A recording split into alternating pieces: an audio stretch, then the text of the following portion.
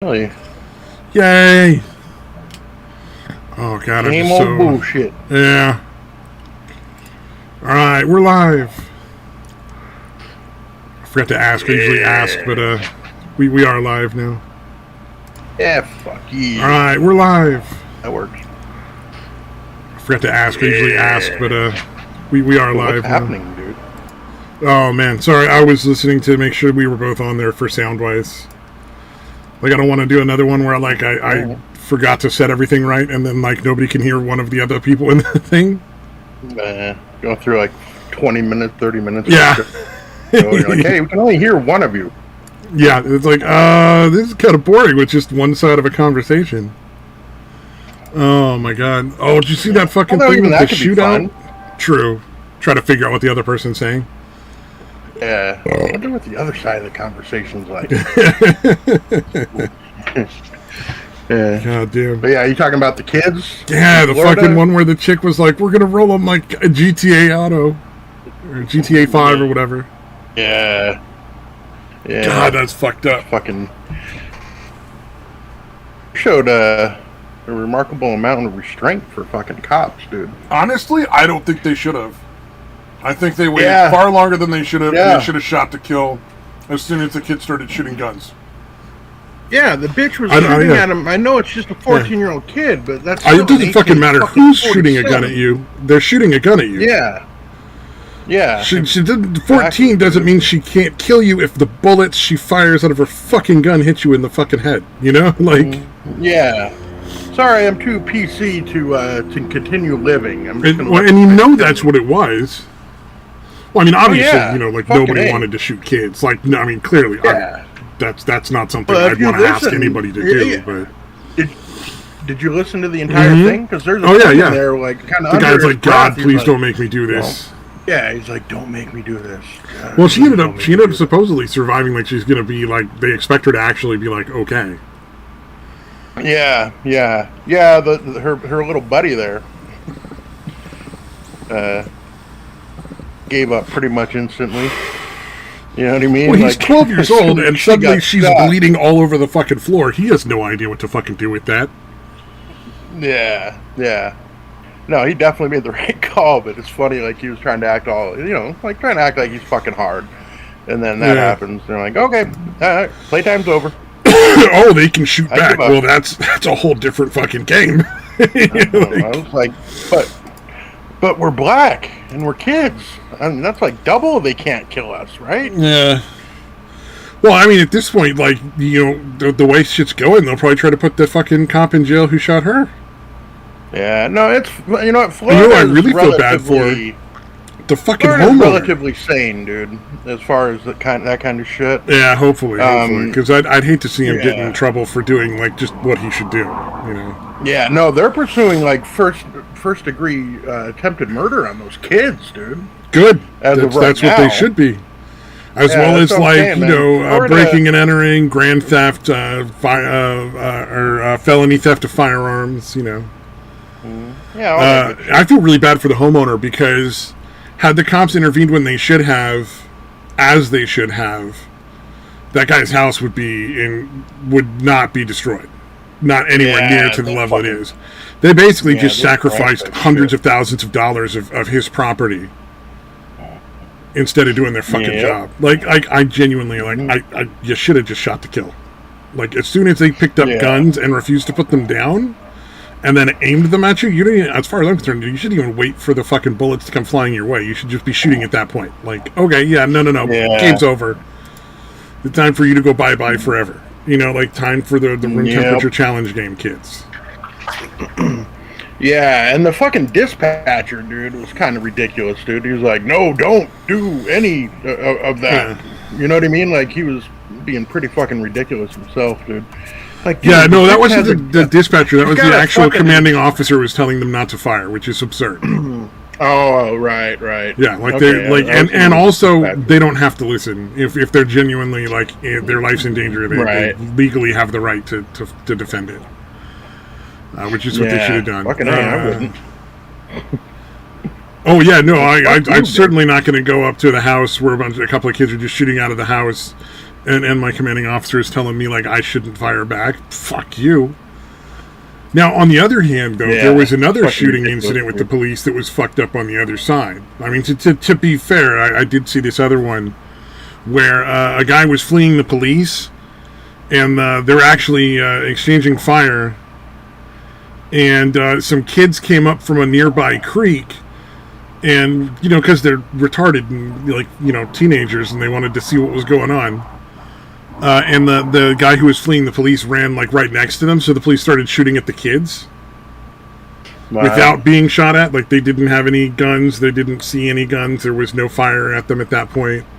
Completely unacceptable on the police's side, like, they had no business shooting at those kids. So, it's, you know, it's like, it's fucking crazy. Like, so, polar opposites of situations, both happening relatively, like, close together like that. Yeah. All Satan and satire. Yeah, no, it's people Sunday. that have essentially the same reaction to both of those things. You're a fucking idiot. You know, and a lot of people are like that. Like, no, both of them are terrible. Like, one is, you know, probably pretty much the best case scenario for how that would turn out. Oh yeah, absolutely. I mean, the chick actually managed to survive getting shot twice. And the kids from the creek didn't get hurt. To be clear, like, I don't think they got hurt. No. Oh, Satan got to work. He's out at the bar drinking, and he got to work in the morning. Yeah, dude, it's all good, man. Come on when you can. Time. Yeah. I'm not really. After you get done blowing the guys at your gay bar, man, come on. Or next week or whatever. I don't know, whatever.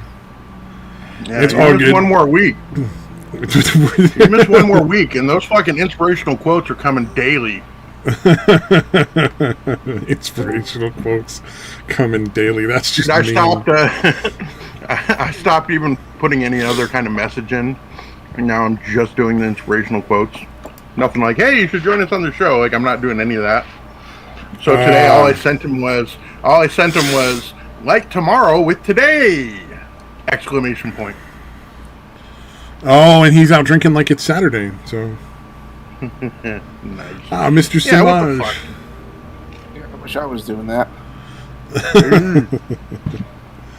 I don't like bars, man. I'm not a big fan. I've been to a bunch of them, and I've yet to find one that's actually fun to be in. There was one hole in the wall bar that was all right, but the rest I've been to were shitty. Yeah. No, I like dive bars, dude, more than anything. And even those I don't really like that much, but for bars, I love shitty dive bars. Yeah. Oh, like one bar they stopped, they came over and complained because one of the girls in our group kept flashing her bra. It's like, you suck ass bar. This is why everybody is at the bar. You know what I mean? Come on. People want to see some titties. That's why they go to the bar. Yeah, it's like the First Amendment rights you're stomping on. That's her free speech.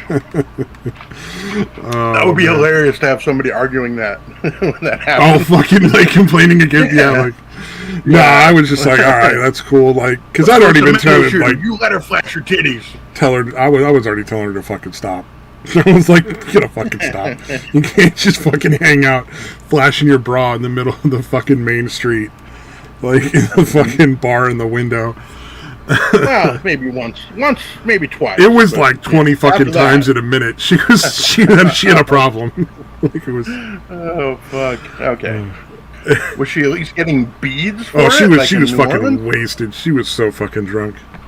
Nah, she was like, I think this particular woman, I think, was engaged at the time to some guy. Really, really nice guy. She was the one that tried to convince me for like fucking 2 hours of conversation that you could have a real relationship with somebody that you cheated with. Like, all right. Yeah, and I was like, nah. Fucking nope. Yeah, after that trust is destroyed, why not? Well, also, if you're going to start a relationship with someone you cheated with, like, that's if they cheat with you, they'll cheat on you. Like, it's fucking dumb. Yeah. Yeah, that's not a good way to start. It's so arrogant.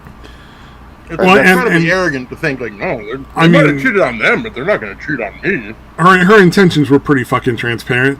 But her boyfriend, honestly, was one of the nicest human beings I've ever met on the planet. Did you warn him?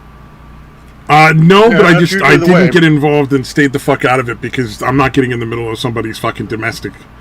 You know what I mean? Like, I feel really bad for the dude, but like he wouldn't have believed me, and I'm not going to get involved in their relationship. I'm just not going to be part of dude. any of that. You know what I mean? Like, I don't hang out with the chick no situation, more. Dude. Yeah, I don't hang Like out with that chick no my- more. I don't even remember. Do I remember her name? Yeah. Nah, I don't remember her name. But yeah, no, my friend, like his fucking wife and my chick were friends, and like my chick would tell me that, like, yeah, we'd go out to the bar and she'd be, you know, making out with these guys and shit, and other shit like that. See, And, that's not fucking. I cool. was like, well, and the thing is, that shit had already happened. Like, she had already like fucked his roommates and shit, like before they even got together and had any kids. Like they were together but not married. So obviously he's like okay with it on some level. You know what I mean? So you have to be tell if him you that- know she's cheating on you on the regular. Yeah, I don't know. That's weird. She fucked a couple of his roommates. You know? Yeah. So I'm like, okay, so I tell him, and then basically nothing happens, and now there's a big fucking, you know, rift between me and his bitch. Yeah.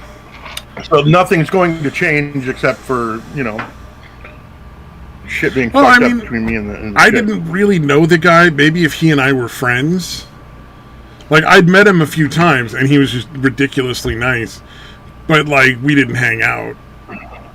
Right. So right. I wasn't, you know, that might have made a difference. If it had been, like, a really good friend, I'd have been like, well, I might end the Yeah. relationship. Like, my friend might not want to hang out with me no more, but at least I'm Yeah. fucking giving him Or fair even warning. just, Like, hey, dude, you know, this is...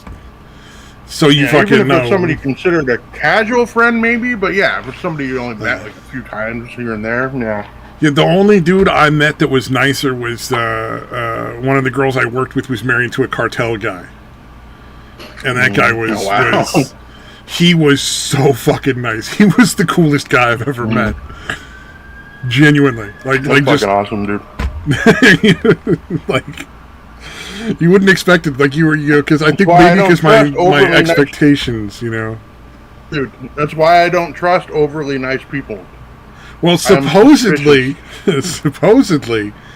he was just related to a bunch of people in the cartel, but he didn't really get involved in any of their business. Oh. I think it was a legacy. I mean, even if he did, I mean, I guess he would be nice because at any moment you could be dead. It's like, yeah, I'm not going to make enemies. I want to make as many friends as I can. Yeah. So, Or who he knows feels what- no need to be mean Enjoy or every like moment. standoffish because he knows exactly what kind of person he is. He's like, I fucking killed a bunch of people. I don't really need to prove anything. Yeah, like, Yeah, it would give you a nice sense of security, I would imagine. You're like, fuck this. I'm going to Well, enjoy girl this. wants- If not, girl I'll wants fucking kill everybody here. The girl wants to cheat on me. I'm going to jail anyway. I might as well kill this motherfucker. I don't think she would have. Those two were super into each other. They were really, really, really into each other.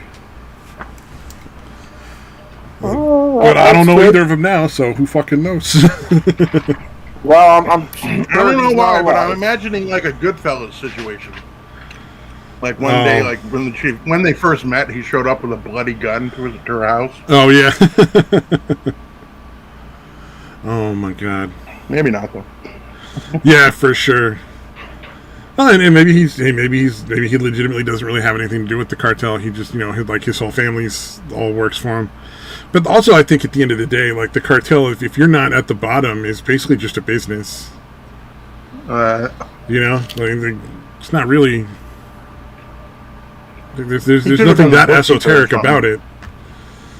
You have imports and exports. You're you're selling a product. Yeah. You're trying to make a profit.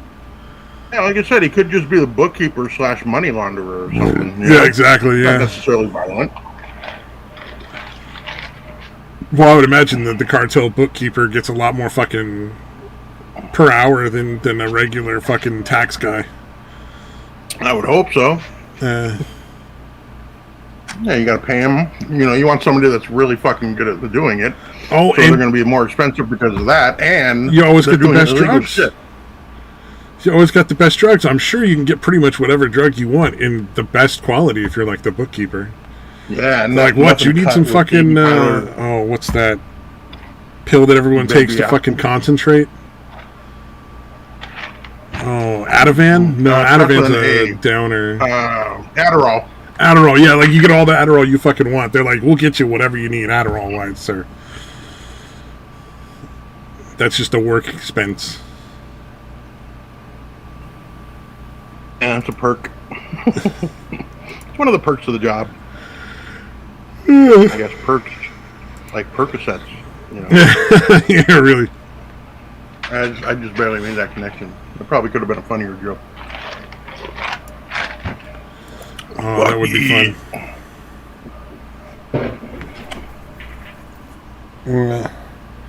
Not a whole lot going on. Dude, did you see the, in your state, that judge in, like, whatever circuit court overturned the, 30-year-old assault weapons ban in your state? Oh, wow. That's... Didn't you hear about that? No, judge, I didn't. Judge, I forget his first name. I think the last name's Benitez. I forget his first name. I have a natural aversion to Californian politics because they're so fucking dumb. Just like, yeah, I can see that. Avoid them at all costs. Like, I mean, politics in general are bad enough, but fucking California politics are just an extra level of awful. That shit insane. Yeah, exactly. Batshit insanity. I mean, you elected the fucking Kamala Harris, dude. I mean, at least, for the country, it was just the, dumbass Biden selected her as her vice president, but you guys elected her to Congress. So no matter what you ask her, she's going to laugh weirdly before answering. It's fucking bizarre, dude. Like, they're asking her about the border. Are you going to the border? Not today. Like, dude, that's not funny. What the fuck is wrong with you? Sorry. I hate that bitch. Do tell. Oh, yeah, you've been dealing with her longer than I have. So you should probably hate her more than I do. Oh, man. Oh, did you watch that fucking TikTok that I posted? I saw that in one of the other Discords I'm in. I don't think so. I'll save you the fucking thing. But she starts off by explaining that she gets much better views on any of the TikToks that have her legs in them. And then she's like, so here they are, and then shows her legs. Now give me the likes. Give me, what was it? What did she say? Give me the validation. I need your validation. Give me the likes. Oh, wow. I was like, that is simultaneously the most honest and sad TikTok at the same time. Like, Jesus. Was she saying it jokingly, or did she just not really understand what she was saying? I think she just meant it. Right. I think she did. She was just saying it. Like, that's what I want. I need the likes. I need the validation. Yeah. I was like, God damn. Validation I need. Oh, yeah. That and the fucking Jordan Peterson impression guy were fucking... That guy was impressive. Fuck. Wait, was that Barricade Garage? I don't know. That's just... I saw it on another channel and shared it here, too, because I was so impressed. No, that's a different dude. Yeah, I never watched it. This dude named Barricade Garage, it's a black dude who's pretty based, I guess you would say. Yeah. Yeah, he's fucking... Yeah, it's good shit. You guys should definitely subscribe to him. He had a video of that, but I never watched it. Just like I never watched this one. But I have to check it out. Well, I thought what was impressive was he did Jordan Peterson's voice and mannerisms really, really well. Mm-hmm. But the BS psychology, he was like right on point too. Like the weird nonsense that Jordan Peterson goes into, the esoteric like pop psychology nonsense. Yeah, he just nailed the whole thing all together. It was really impressive. That's fucking great. I gotta watch that, dude. Fuck. Because like, if you can do the voice and the mannerisms, that's cool. But if you can actually like riff like you're actually Jordan Peterson talking, that's pretty fucking good. Fucking psychobabble. Yeah. It's all about Burger King. It's fucking great. Burger King is. I always just do Kermit. I'm trying to do Peterson. And apparently there's a new chick on TikTok doing the whole, if you're not into fat people, you're fucking fat phobic. Oh yeah, I saw that, dude. I thought that was That pretty bitch funny. was so fucking patronizing and condescending, dude. I was like, what the fuck is wrong with you? Because she knows Time for she's another. stupid. She knows she's stupid, so she tries to project it onto other people because it makes her feel better. Right. I'm gonna pretend I'm smarter than everybody, and everybody's just ignorant. Yeah. Unearned arrogance. It's like, Yeah, that is the word. exactly. That's a good way of putting it. I like that. Unearned. Like even if you're skinny, you're not particularly pretty, and you're fucking have a horrible personality. Fuck you. Yeah. Yeah, what was it? I was in another Discord, and one of the guys was surprised to find out that somebody there that they'd been talking to for years or whatever was a chick, and I'm like, but really, who fucking cares? Like, it's just somebody over the internet. Like, you're not going to have sex with the person. Why do you really give a shit if they're a dude or a chick? Yeah, but dudes always think, even if they live on the other side of the fucking planet, they're like, you never know. No, maybe it's just me then, because I was just like, I'm trying to fuck the person. I don't give a fuck if they're a dude or a chick on the other side of the fucking thing. Most of us, at some point, realize how ridiculous that is, but especially young dudes, they're just like, I want to have all pussy possibilities. Never close a pussy possibility. Oh, man. Even if they live 10,000 miles away. No matter. Oh, well, you know, like, what was it I saw on TikTok, or not TikTok, on a VR chat last night? Some dude, I guess, made some girl angry, and she told him to go fucking stand in the corner. And this motherfucker did. I was like, that is a whole new level of little bitch that I don't... God damn. Like... Stand in the corner while I pretend to fuck this guy and cry. He grumbled and went over and stood in the corner because she told him to go stay in the corner. I was like, you gotta be fucking kidding me. Yeah, what the fuck? Like, you're a giant vagina. What is fucking wrong with you? Yeah, that's fucking ridiculous, dude. Like, her only threat was, I won't talk to you ever. I'd be like, I will block you before you finish that sentence. I care so fucking little. I'm not gonna go stand in the fucking corner like a goddamn child. Like, it's just not gonna happen. Oh man, dude, did you see the that fucking OK Boomer chick? You remember that chick? Oh yeah, she's a fucking psycho. Like, there's some shit wrong Did with you see her? Did you see what got her in hot water this week? Did she stab somebody again or something? No, it's nothing. It's more mundane than that. They fucked it all up. No, but dude, She did a fucking tour of her $2 million apartment, Mrs. Bernie Sanders socialist bitch. Oh yeah, that's not surprising. Yeah, she lives in a $2 million apartment in fucking Mexico. Yeah, I think it's in California, but either way, it was Texas, and she went there for the tax breaks. Yeah, dude. But at one point, because she pretends, I guess, to be some kind of fucking Christian or something. Like, socialist. She shows like the bedroom bed, and she's like, "Yeah, and here's the bed that me and this guy alternate sleeping on, because that would be a sin." Did she fucking really say that? Yes, dude. Are you fucking kidding me? Like, who's gonna believe that? That's so fucking dumb. Yeah, you and the dude who's fucking at all, dude. Yeah, you and the guy who's all fucking ripped and super pretty because you got plenty of cash and that's gonna get you top shelf penis. If you're the chick making a ton of money, you can buy yourself some really good dick with that. Dude, it's gotta be just my preferences. And he's not railing you every fucking night. Don't fucking lie to me. Yeah, I really think she's fucking hideous looking, dude. So I just, again, it must just be a preference thing for me. I think she's hot as fuck. She's just a cunt. Yeah, like, I would never want to hang out with this chick, but... It looks like her face was flattened with a fucking shovel, dude. Fucking... Everybody's got preferences, man. I don't find her attractive at all. Alright, so it's just me. Okay. Oh, that's fucking funny. It looks like she got hit by a shovel. How did you fucking not know that's a bad idea? How did nobody tell you, hey, you can't claim socialism and then show off your $2 million apartment? Well, she even made a... oh, go ahead, Smosh. I was just saying, are you implying that a woman is smart? Oh, she literally did that for the Instagram likes. because rich people will go on tours and show how much money they spend on various different things because people but being rich people do rich things. Yeah, but they're fucking, like, even their fan base kind of railed her for it, dude.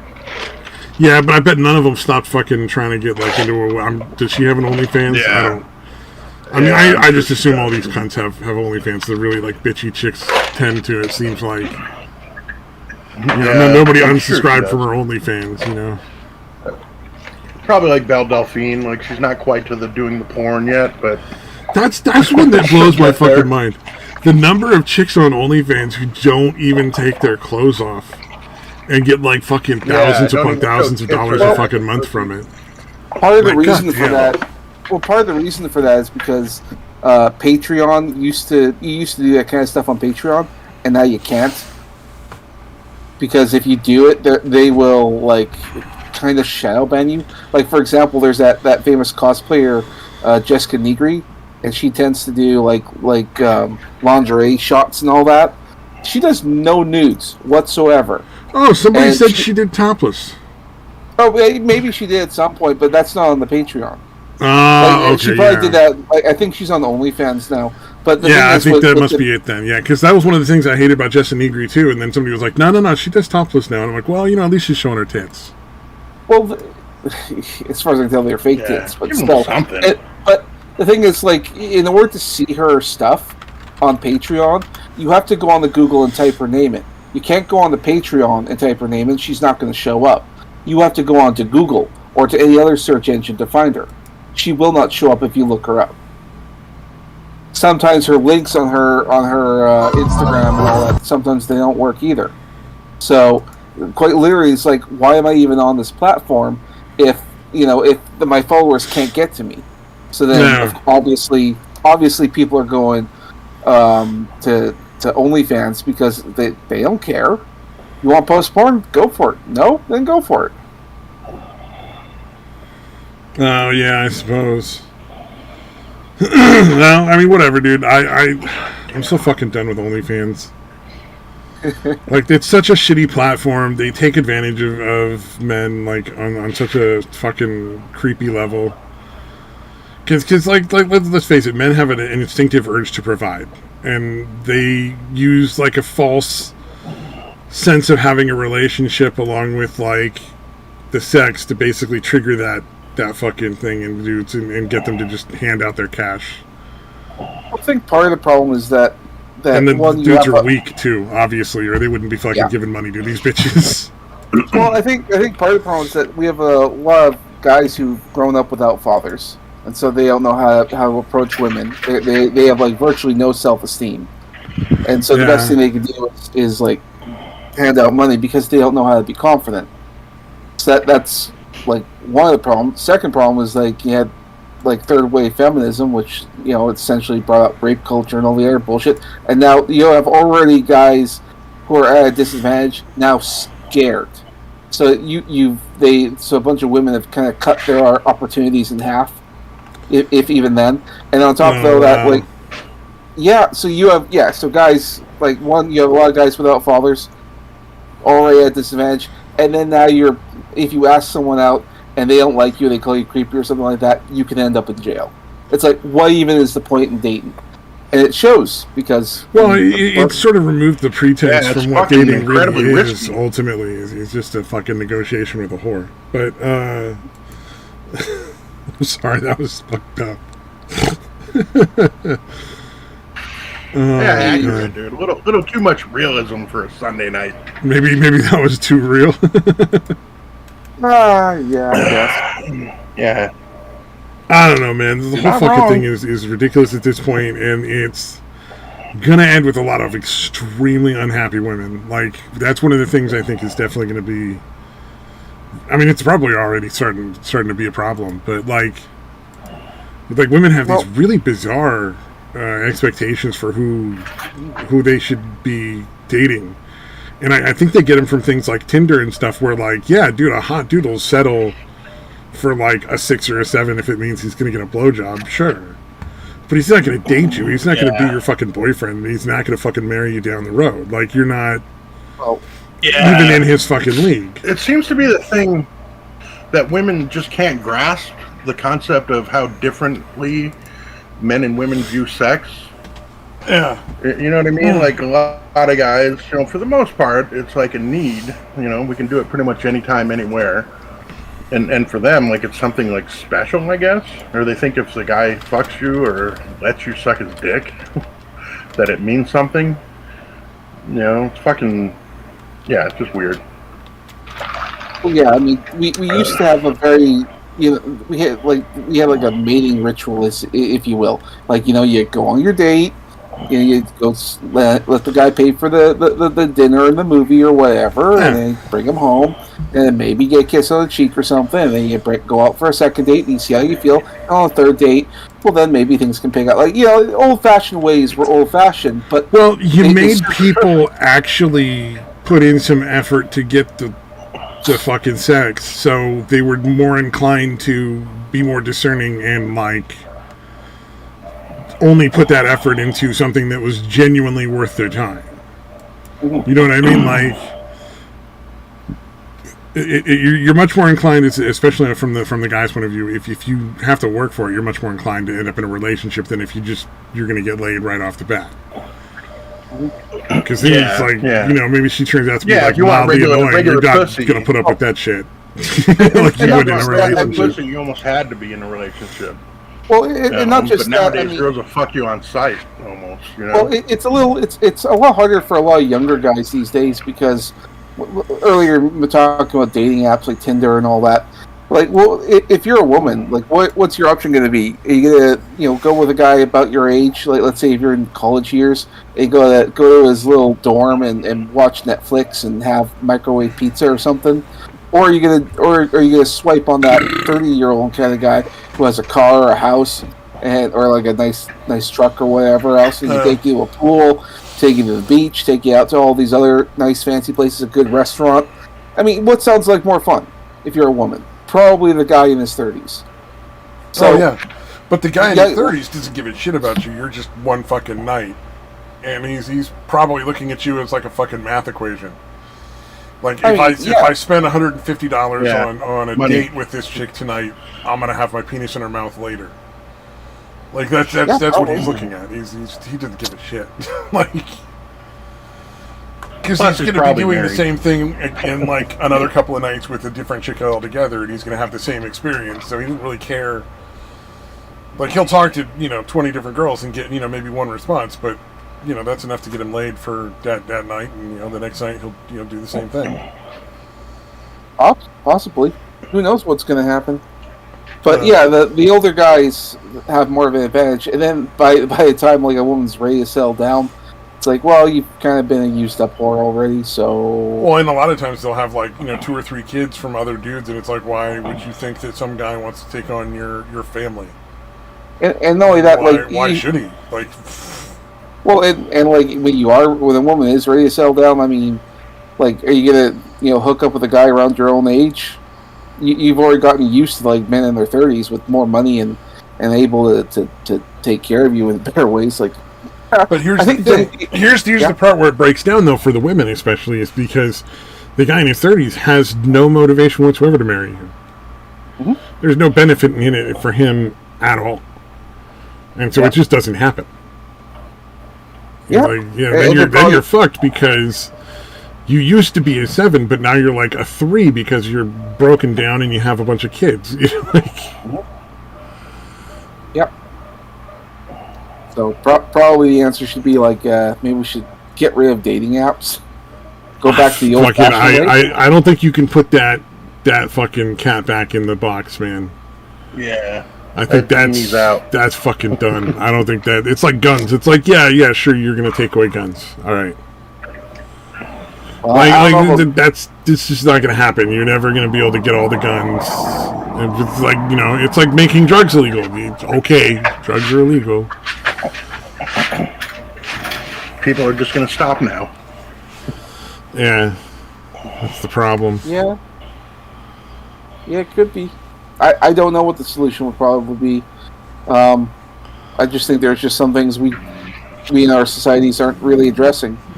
I think what's going to happen, I don't know if it's the solution, but I think what's going to happen is we're gonna have a huge swing towards traditionalism and like conservatism coming up eventually.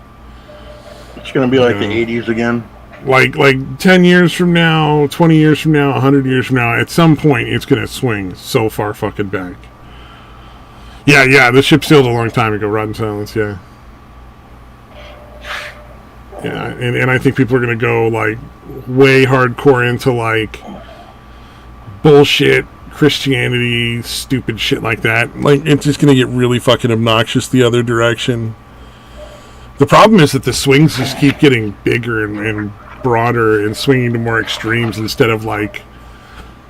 evening out. Yeah, somehow. Evening out and being less of an extreme each time it swings one direction or the other. Because, like, I mean, we're swinging left right now, and they're pushing for fucking, like, communism and like, tin pot fucking dictatorship. Well, I think part of the reason for all that is also because this is one of the few times when, because China has been trying to influence our culture, and they've been doing so for a long time now. Yeah. And they've been swinging towards the left point of view. And I think they just leaned into that, and that's why we've gone to these bizarre extremes. Oh, I don't know if we're going to swing heavy to the right. I just think as more people are becoming more aware of the influence, because like for instance, we look at the whole Dr. Fauci kind of thing. It's like if China can influence that high up in like the government or at least in medical fields, then what else? And people are going to start. Oh, China's got their hands all over our politicians. It's not about politics per se, so much as just society has done that historically over and over and over. The huge swings left and right. Which is why I say there's going to be a swing to the right, because historically it always does this. It could be wrong. Yeah, I mean, hopefully it's not as extreme. Yeah. I just have a feeling it's going to be really fucking extreme. Let's see. I'm not so sure if it's going to be like really extreme. I do think though it is going to swing. Yeah, I think it'll be as extreme as the left is now. Yeah, pretty much always does. Let's see, Rotten Silence says, history often repeats itself. Look at how certain parties have used more and more tactics used by Hitler. You know, such as burning books and dictatorship. It's not a question of if, but when. Yeah, exactly. Yeah, I don't know how far it'll swing. I'm thinking it'll swing probably just a little more extreme than the left is now. Which is going to be pretty fucking intolerable. Because I remember the extreme religious right issues from like the fucking 80s and 90s, and they were obnoxious. Yeah, that shit fucking sucked. All the fucking music you could only buy censored music unless you really looked. Yeah. Ugh. Yeah, I think in the mid to late 90s got to be okay. It was a pretty decent time in my opinion. But yeah. Leading up to it, like late 80s, early 90s. Yeah. Well, I think what really needs mid 80s to like early 90s. Yeah. Well, I mean, and then aside from politics, I think what really needs to fucking swing is the wealth gap needs to be resolved. Because I don't know that we're that far from fucking like hanging rich people in the street. You know what I mean? Yeah, like, sure. it's people are pretty fucking mad, like everywhere. That historically doesn't end well for like the wealthy when they take everything and use like trickery and government bullshit to like keep fucking the lower classes from being able to improve their position.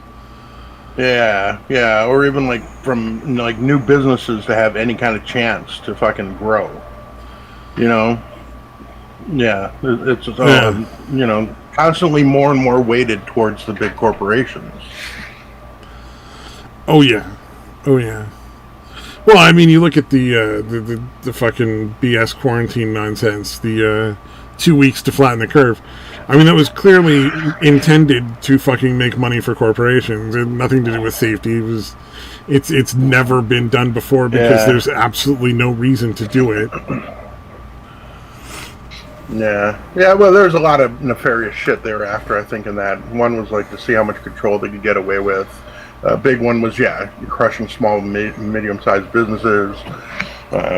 Yeah, just plus, like I said, I think Bill Gates is like a major germaphobe, dude, and I think he also just wanted to have a dry run or a practice run in case shit does get really bad, or some kind of really deadly virus breaks out.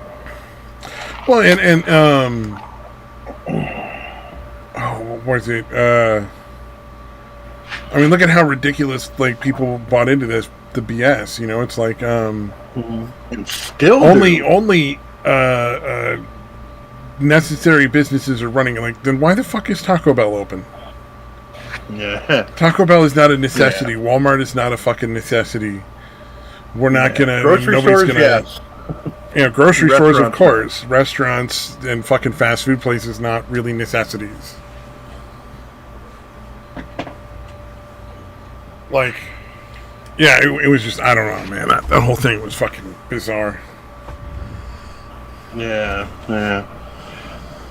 Although, I don't know, man. I mean,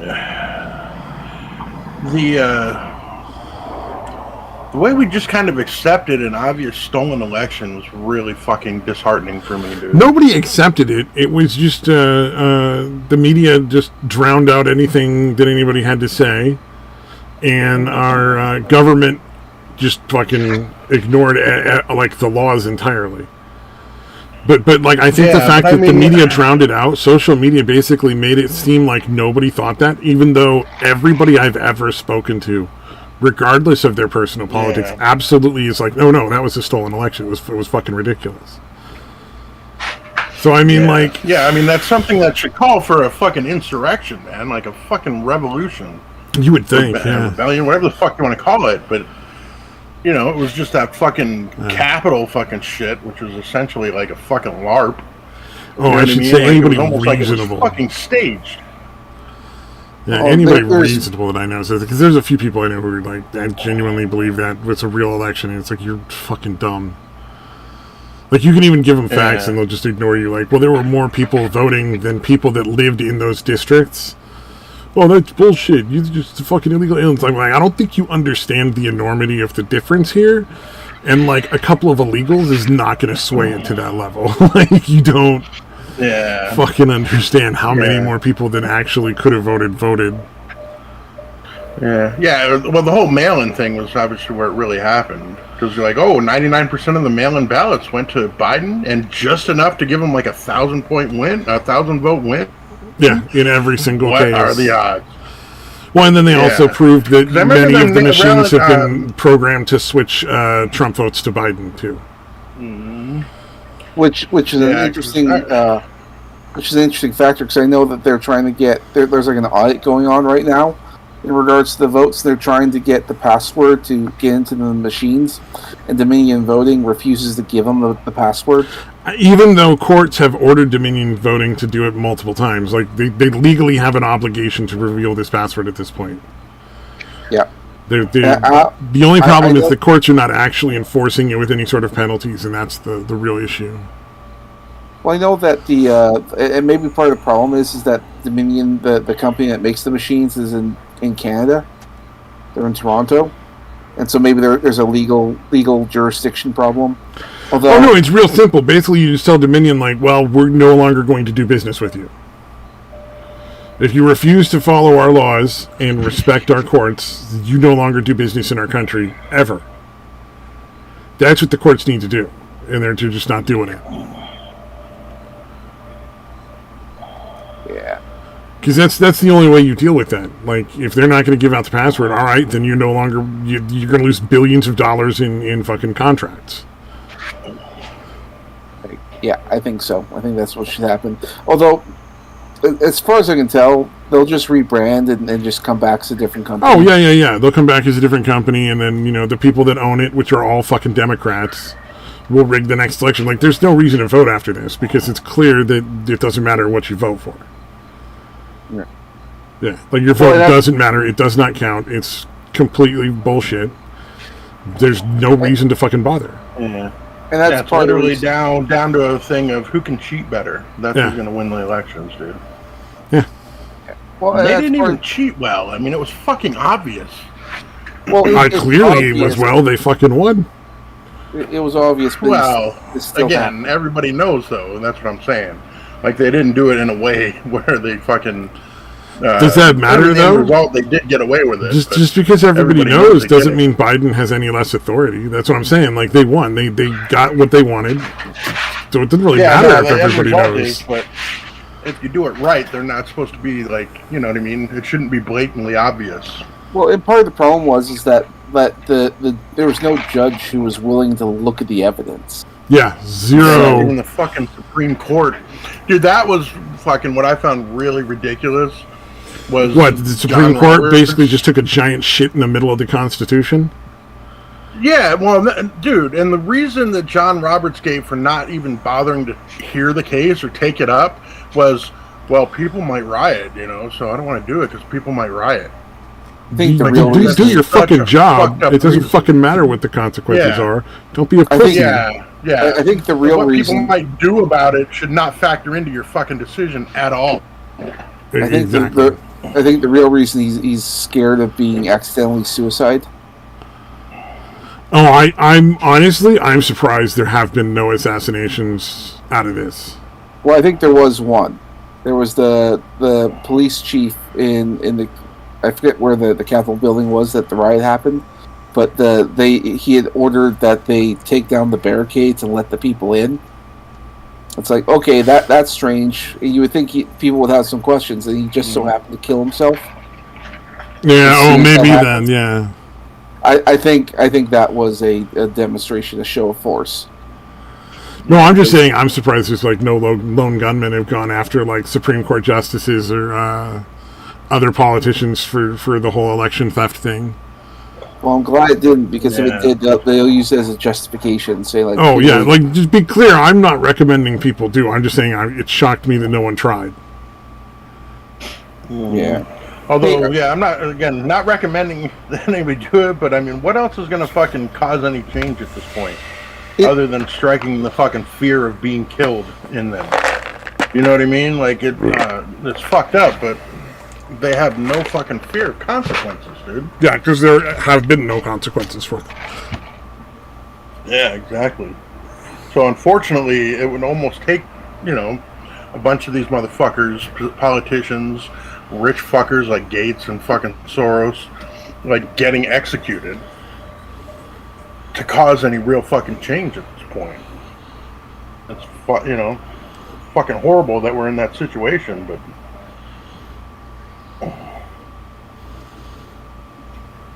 kill them all. As weird as it sounds, in Minecraft, I kind of feel like what we need to fucking set the whole country back on the fucking right path is like a conservative dictator, like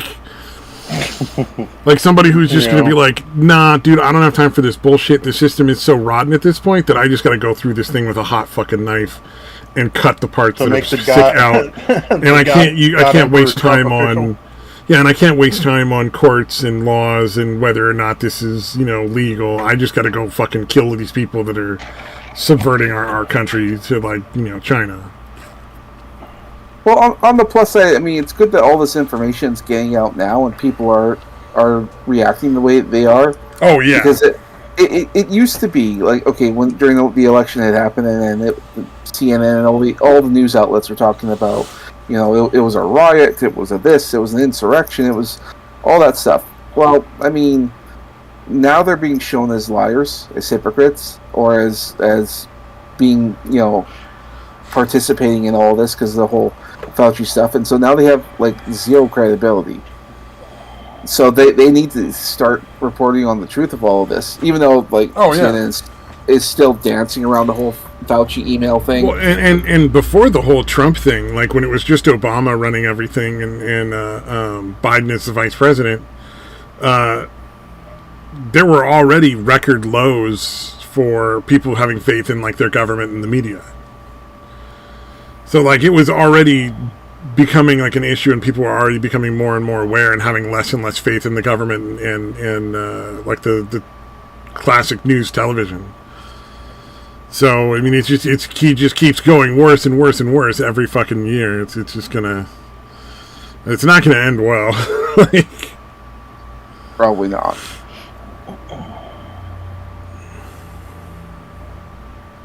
We can only hope that things will improve someday.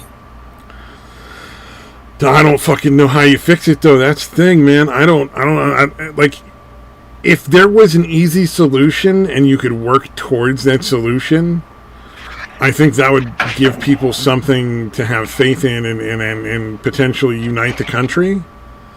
But right now, like, I don't think there's any solution that works other than just like half of the people killing half of the other people. You know what I mean? Like, it's like, well, I mean, yeah, but these people are insane and they won't give up power, and they'll lie, cheat, and steal to maintain power, even when they're an extreme minority of the population. We can't allow a ruling class that's literally insane to be in charge. Well, it could be like the odds that are going on right now, because I think that there's a good portion of people who are desperately trying to overturn the results of the election. Like when they're still trying. Yeah. Oh, yeah. No, they're not giving up. Like, and that's a good thing. Well, and not just that. I mean, if we wait like the 2 years, I'm pretty sure that the Republicans will probably take the House or Senate or whatever, however it works in your country. So there's a midterm election, and depending on, I think in most cases there's enough seats that are in sway. The House and the representatives, I forget what they call the other one. There's like the senators, and then there's the... Oh, in any case, it's so long as... But yeah, there's enough that it'll sway it either way, most times, every 2 years. If the Republicans can get in there and they can sway it, then they'll turn Biden into a do-nothing president. And if he becomes a do-nothing president... Well, Biden already has done like Obama did, in that he's just writing executive orders. Like, he's not bothering to actually do anything the appropriate way. Mm-hmm. Like, Trump was very reluctant to write executive orders, and as a result did not write them very often in comparison to other presidents before him. Like, yes, he wrote a lot, but not nearly like as much as like Obama and all the people like Bush and everything. So, I mean, it's a real problem with our politics right now. Yeah, and those things should be struck down, or at least tried to be fucking struck down, and nobody's even challenging this shit. Oh, Rotten Talents puts a point. I don't really have a hope for either side to win. I just wanted there to be hope. You know, and he says, the way things are going, I can't be sure that they won't play dirty with that. Like, because, yeah, it really doesn't matter which side. It's not like either side is good, so it's like you can't be like, well, we got to sway the House to the Republicans, and that'll fix everything, because the Republicans are just as dirty as the Democrats for the most part. Yeah. Trump was like a breath of fresh air, because he didn't owe his position to anybody but the people, so he was doing what the people wanted. Yeah, look at how much Biden's gone back on, dude. I mean, Biden's first thing was to fucking take away like a couple 100,000 jobs, like just to kill like 100,000 jobs. Yeah, shut down the pipeline, make gas fucking way more expensive. Like, how fast did the fucking price of gas shoot up, dude? Well, yeah. Well, then people start fucking stocking up on gas. Like, there was a fucking gas shortage for a little while there. Mm-hmm. I don't know if that's still going on or not, but... Yeah, it almost makes you look fondly back on the days when there was just toilet paper shortages. Yeah, that was fucking weird. I still don't get the toilet paper one. That didn't make sense, but... Dude. Some of the shit I've seen with the gas stuff is nuts. Like, there was one where the lady just had a fucking laundry basket that she was trying to fill with gas. Which doesn't make any sense, because there wasn't even, like, a bag in the laundry basket. It was just like, what did you think? Did you think gas was solid? Like it was going to come out like a really thick pudding that the fucking laundry basket would hold? Yeah, that's fucking bizarre, dude. I'm sure it made sense in her mind. Like a laundry basket with like a was it at least a solid one? It was solid, right? No, there were holes all through the sides, like any typical laundry basket. Fuck, dude. Okay, I was thinking like a waste basket, dude. That was like solid. No, that would have made some semblance of sense. Yeah, like the people that try to fill plastic bags in with gas, like it's like, okay, that's insanely stupid. but I at least understand why you Either thought way. that was gonna. Like, I can see where you thought that up, but the laundry basket, like, I just how? Yeah, like there's holes in it. You know, it's a fucking liquid. I mean, I thought that was pretty basic knowledge. Yeah, like, you know that's That not going to hold gasoline is water. a You can liquid. just look at that and be like, well, clearly this won't hold Yeah. water. Gasoline is certainly not going to be any different. It wouldn't even hold a thick fucking pudding, dude. That you're talking about. Well, maybe gelatin. Maybe it would hold gelatin. Goddamn. Oh, apparently some chick asked Biden if he would waive away student debt, and he's like, no, of course not. I have no plans to do so. Oh, you mean that Yeah, no, I campaign said promise that you fucking absolutely. said you were going to do? Yeah, oh, okay. Oh, the thing where I said absolutely when I was asked about it? No, that's ridiculous. Yeah, clearly he's not going to do that. Come on. Because somebody's got to pay that debt, and if you waive it away, it's obviously it's going to be, what do you call it? It's going to be fucking Taxpayers, yeah. Yeah, the taxpayers. So I don't know, man. If anything good can come out of Biden winning, like people realizing that they're all lying pieces of shit, and you can't trust Yeah, anything like, any of them say. Yeah, at least Trump tried to do what he said he was going to try to do. At least that would be a positive thing for me. Just enough people have less faith in the government.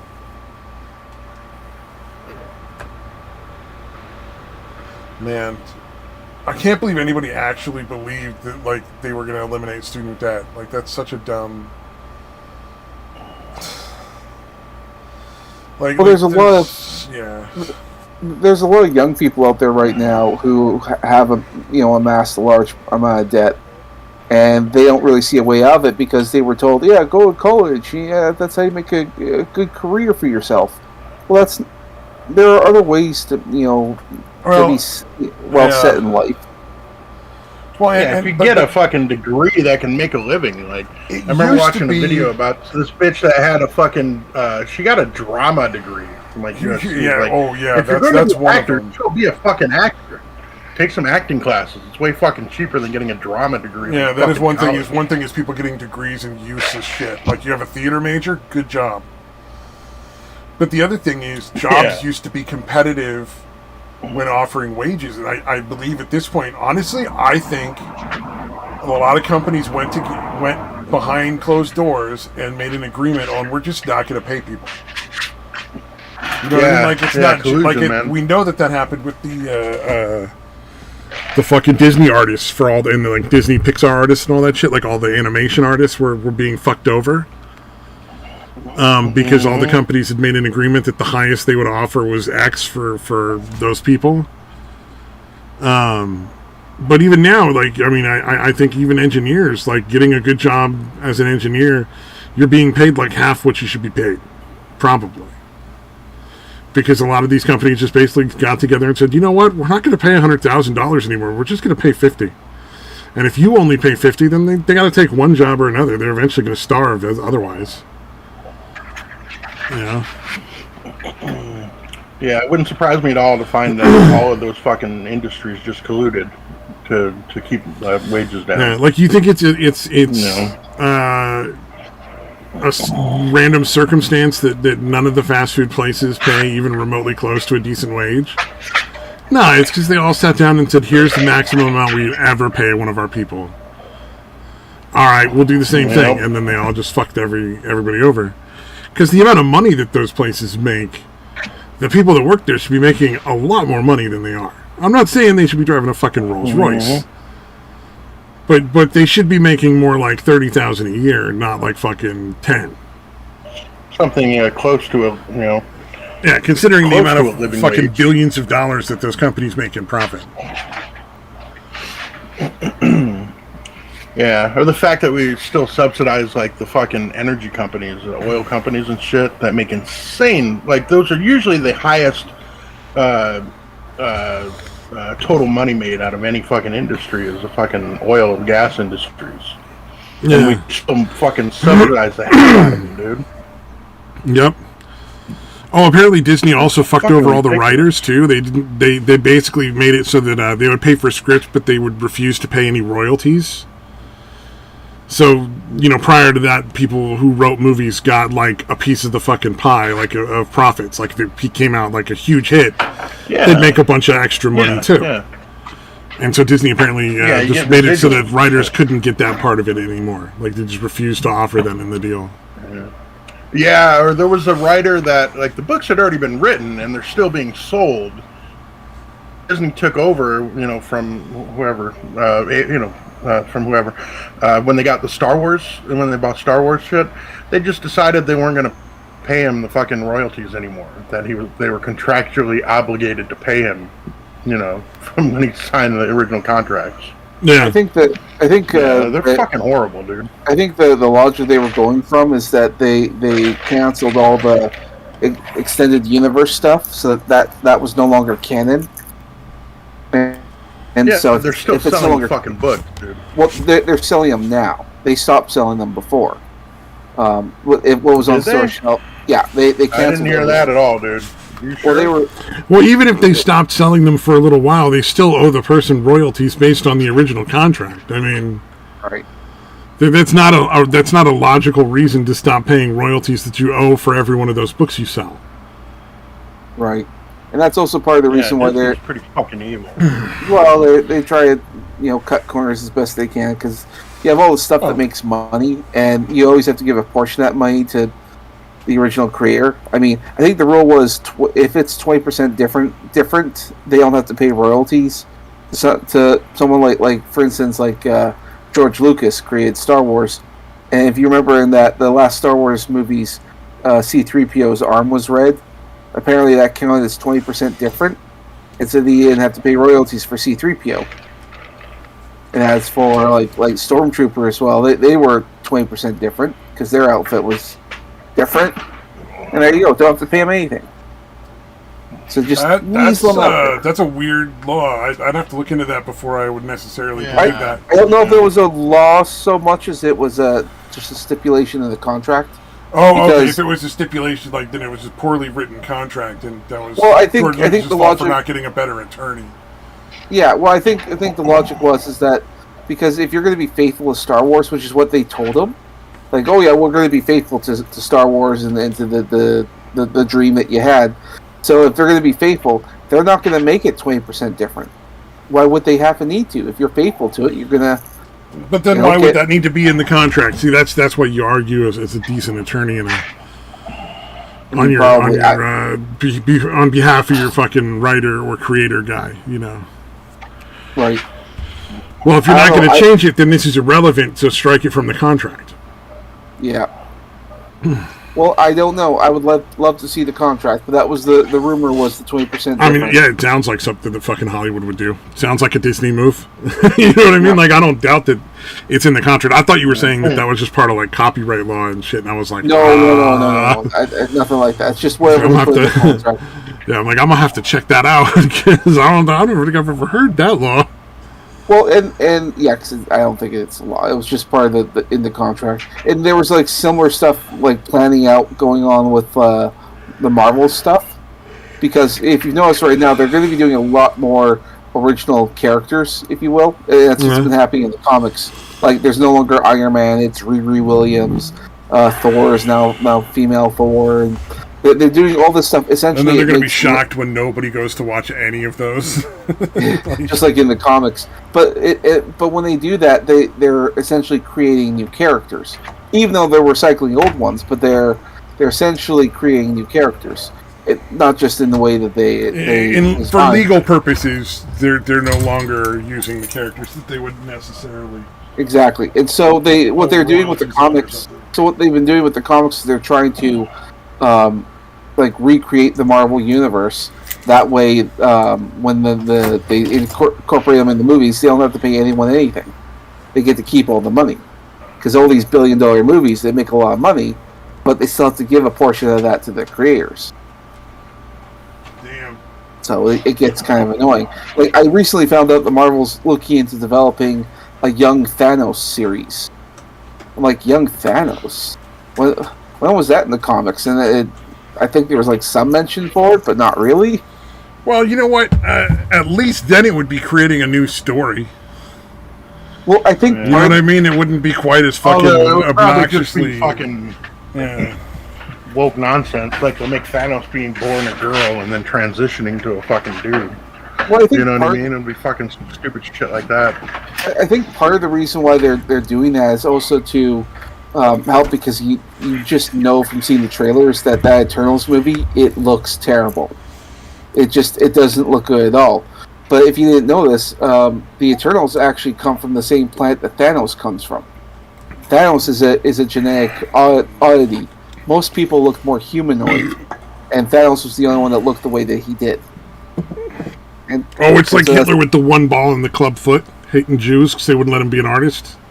Exactly. That could have been it too. I mean, yeah, Thanos is the weird one while everyone else looks normal. Thanos did want to kill half the fucking people in the universe. I mean, that's very Hitler-esque. Like, I just want to kill a huge group of people to make the world better for everyone. Oh, that's in the movie. Okay, yeah. In the comics, it was Mistress Death that required that he kill half. You know, it's different in the fucking movie, but that was a request of Mistress Death. Like, he was in love with Mistress Death or whatever. Yeah.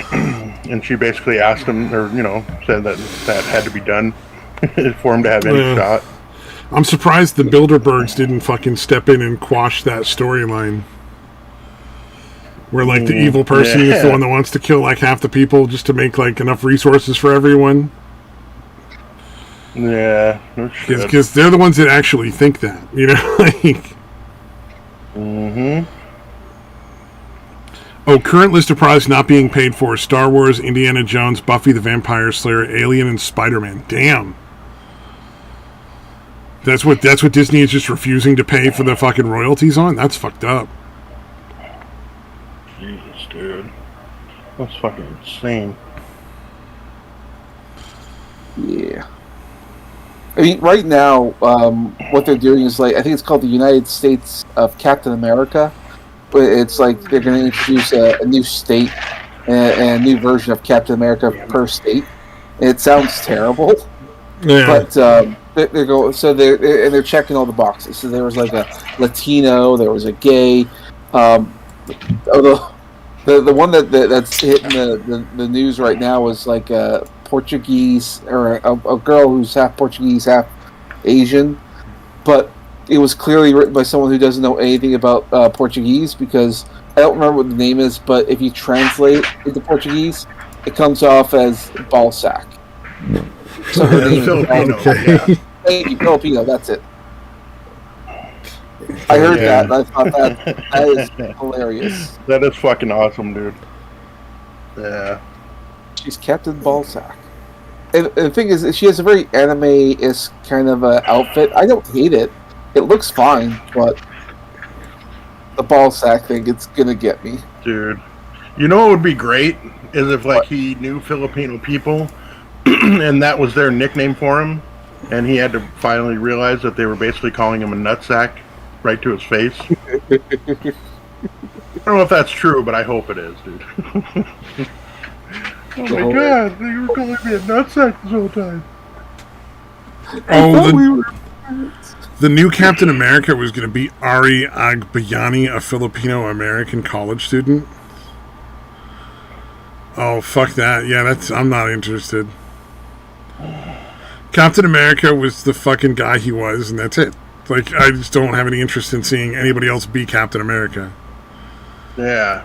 I don't have a problem with Ari Agbayani, a Filipino-American college student, becoming a superhero and having a really cool set of stories and fucking powers and stuff all of his own. Like, I'd be into seeing a new story about shit like that. Right. Why the fuck not? Sure, that'd be interesting.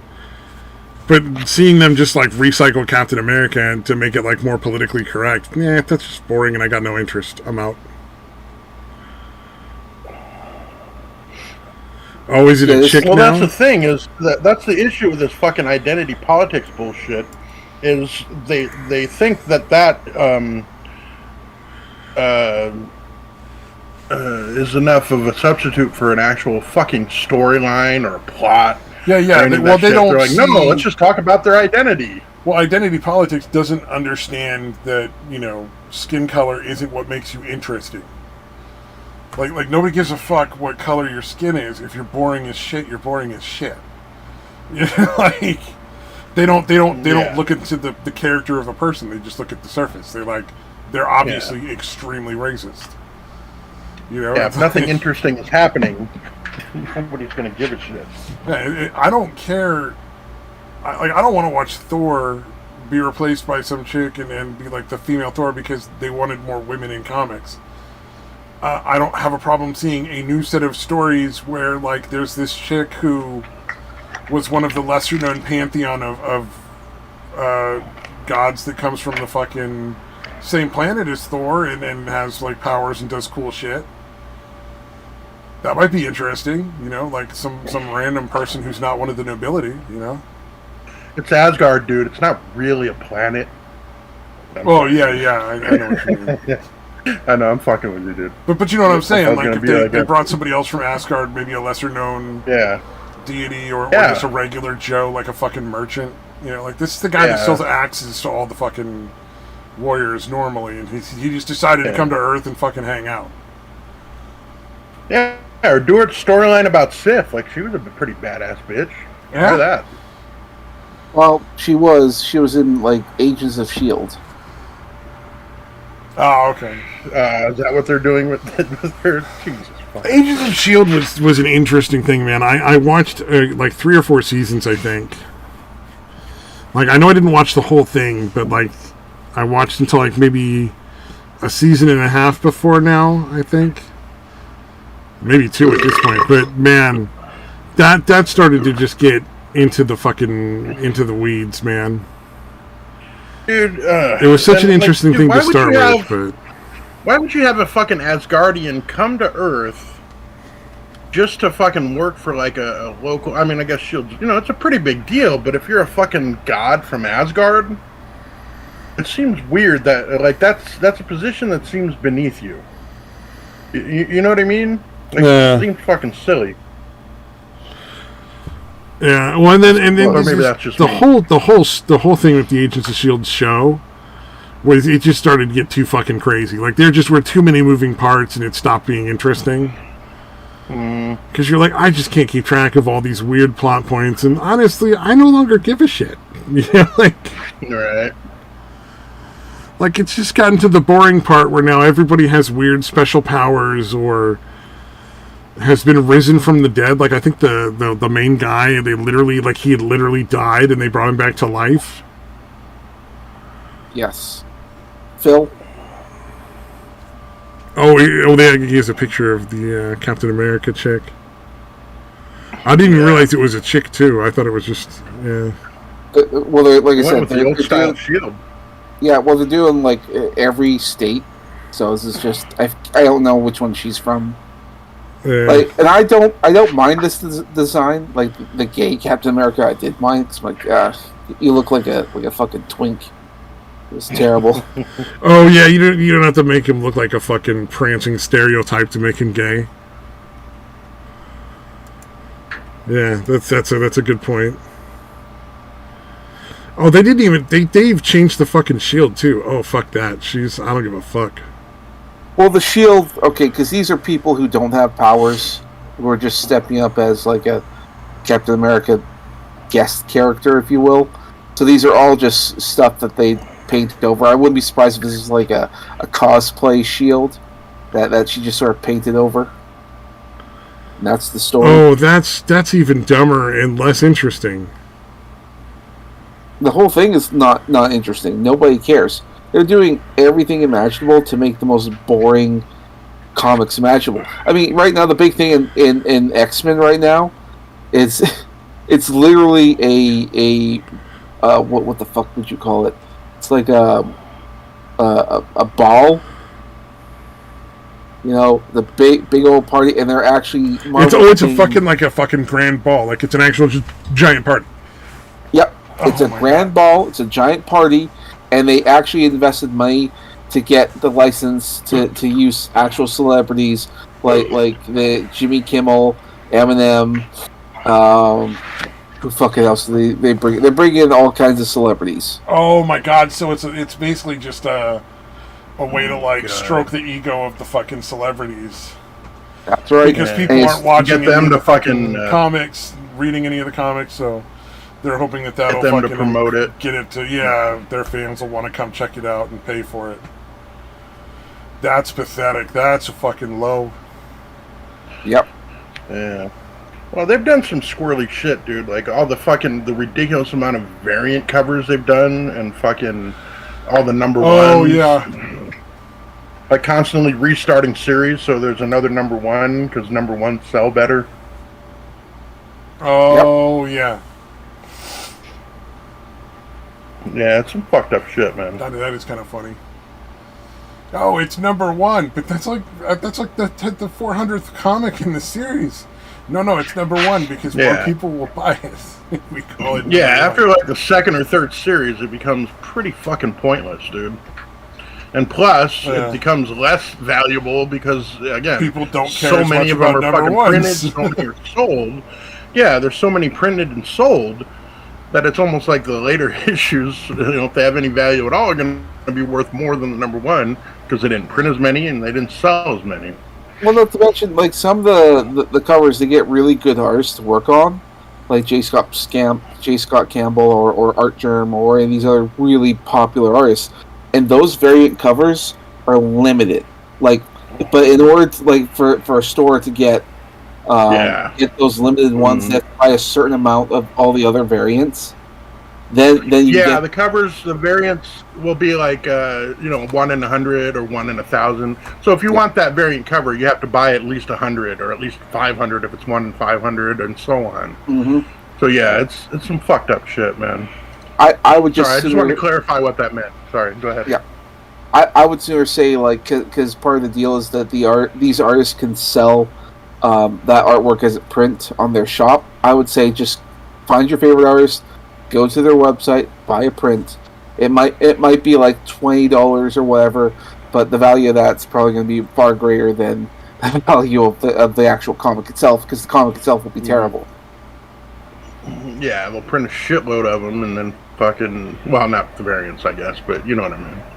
Yeah. Variants, again, when they first come out, they'll stay valuable for, like, I don't know, 3 to 6 months, maybe. And then the value fucking crashes, other than for a few, select few. Actually, I haven't checked. I've got a couple of the, I forget what Spider-Man it sounds like issue just it was. another way of flooding the market with shit that people don't want anymore. Yeah, well, it's creating an artificial shortage for one thing. You know what I mean? An artificial lack or whatever. Yeah, because if it's only 1 out of 100, you're like, oh shit, this has got to be valuable. And again, it works short term, but again, they very quickly people lose interest in it, so they stop selling, so the value plummets. I'm trying to think. There was an issue of Spider-Man. I forget what issue it was, but it was like a zombie variant. I've got a couple of those. They were staying valuable for a while. That's one of the ones that seemed to kind of retain its value, but I haven't checked it in a couple of years. Well, prior to manga and light novels outselling comics, I thought Spider-Man was like the most well-known comic book character worldwide. It flip-flopped pretty much. It flip-flopped from Spider-Man to Batman. Those were the two most popular superheroes. Seems like within actual comic fans, like Wolverine's always pretty much up there. But overall, like the general public, I guess would say, yeah, definitely Spider-Man, Batman, Superman are the main ones the average person knows. Yeah. Like, I like Wolverine, but he's not that interesting. There's far more interesting characters in the X-Men universe, but they never give him the time of day. Like, how many Wolverine movies have there been? Far too many. Oh, I don't know. I saw the Wolverine movie where he fucking had to take the fucking crazy professor because the professor got all fucked up and dumb, and go save some girl that was like his genetic clone or some shit. And it was just like X-20. Was that X-23? It was, right? No, he's no longer immortal because the adamantium is poisoning his bloodstream, which it didn't do for like 200 years, but his healing factor was the reason that he was able to have that done, really. Actually, you were right. Yes. No, his healing factor just doesn't work. And you were right. It was X-23. Yeah, I forgot. Yeah, she was in that movie. I forgot they made like a. Yeah, they made like a claw thing. Yeah. Well, they made a clone of him as like a perfect copy of him when he was younger.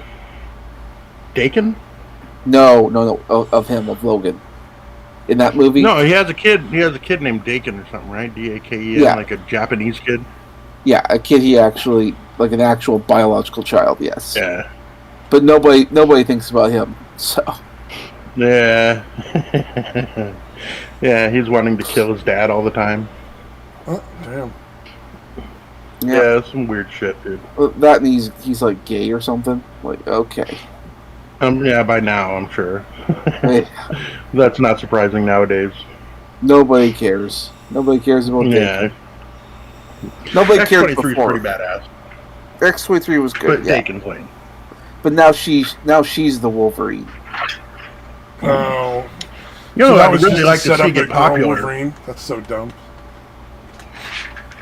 I'd like to see Jubilee get popular, because I have like 8 copies of her first appearance fucking comic. Man, I don't know. Ever since she became a vampire, nobody cares. Fucking vampire? Oh, you didn't know that? Yeah. That's, dude. That's I haven't followed any of that shit closely in fucking decades, dude. Yeah, I think she's fallen off the board, but she was a vampire for a time, and that was kind of her struggle. I didn't mind that, but yeah, I just didn't. I wasn't interested.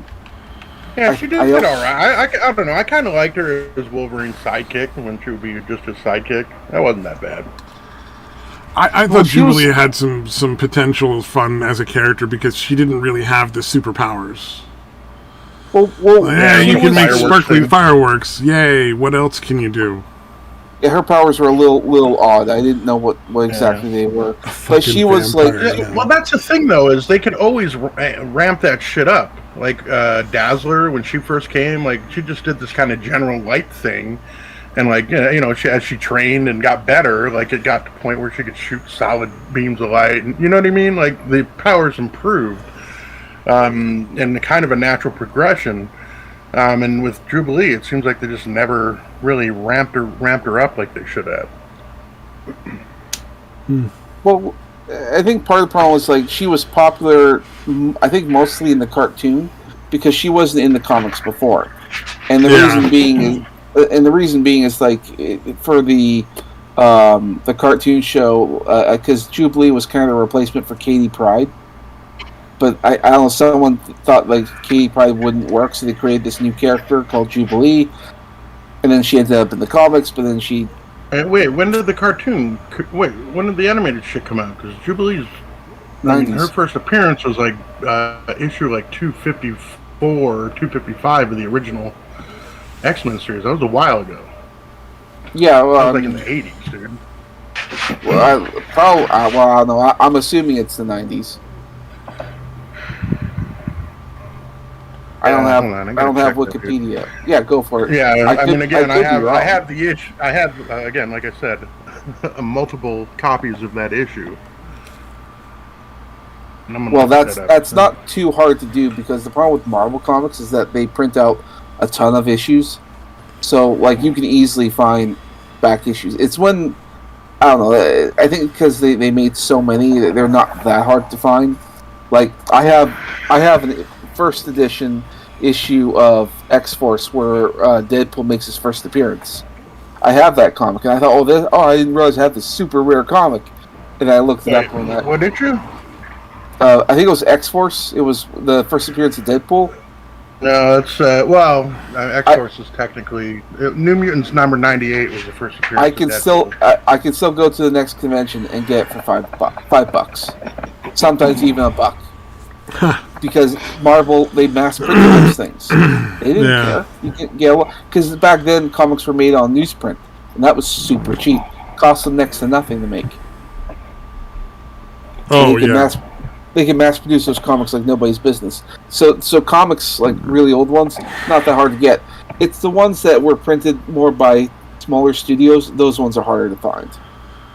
Oh, I had the first, second, and third Shazam comic.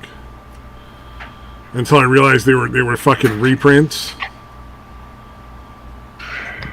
That was nice. When I was fucking a kid, I was like, "Oh, that's awesome! Oh, these are fucking reprints. Oh, never mind." Still fun to read the first 3 comics of the series, but it's kind of like, eh. Couple of things that I fucking didn't do back in the day that really fucking I'm really kicking myself for now. One of them is not getting issue X-Men issue 94 and the giant size #1. Because those are incredibly valuable. I could have got them for like back when because I looked at, I'll read my own comics and there'll be ads in there and I'm looking at the ads and those things were selling for like $50 for like a near mint copy. Damn. And now like giant size #1 is I'm not sure what the latest value is, but it's well over $1,000.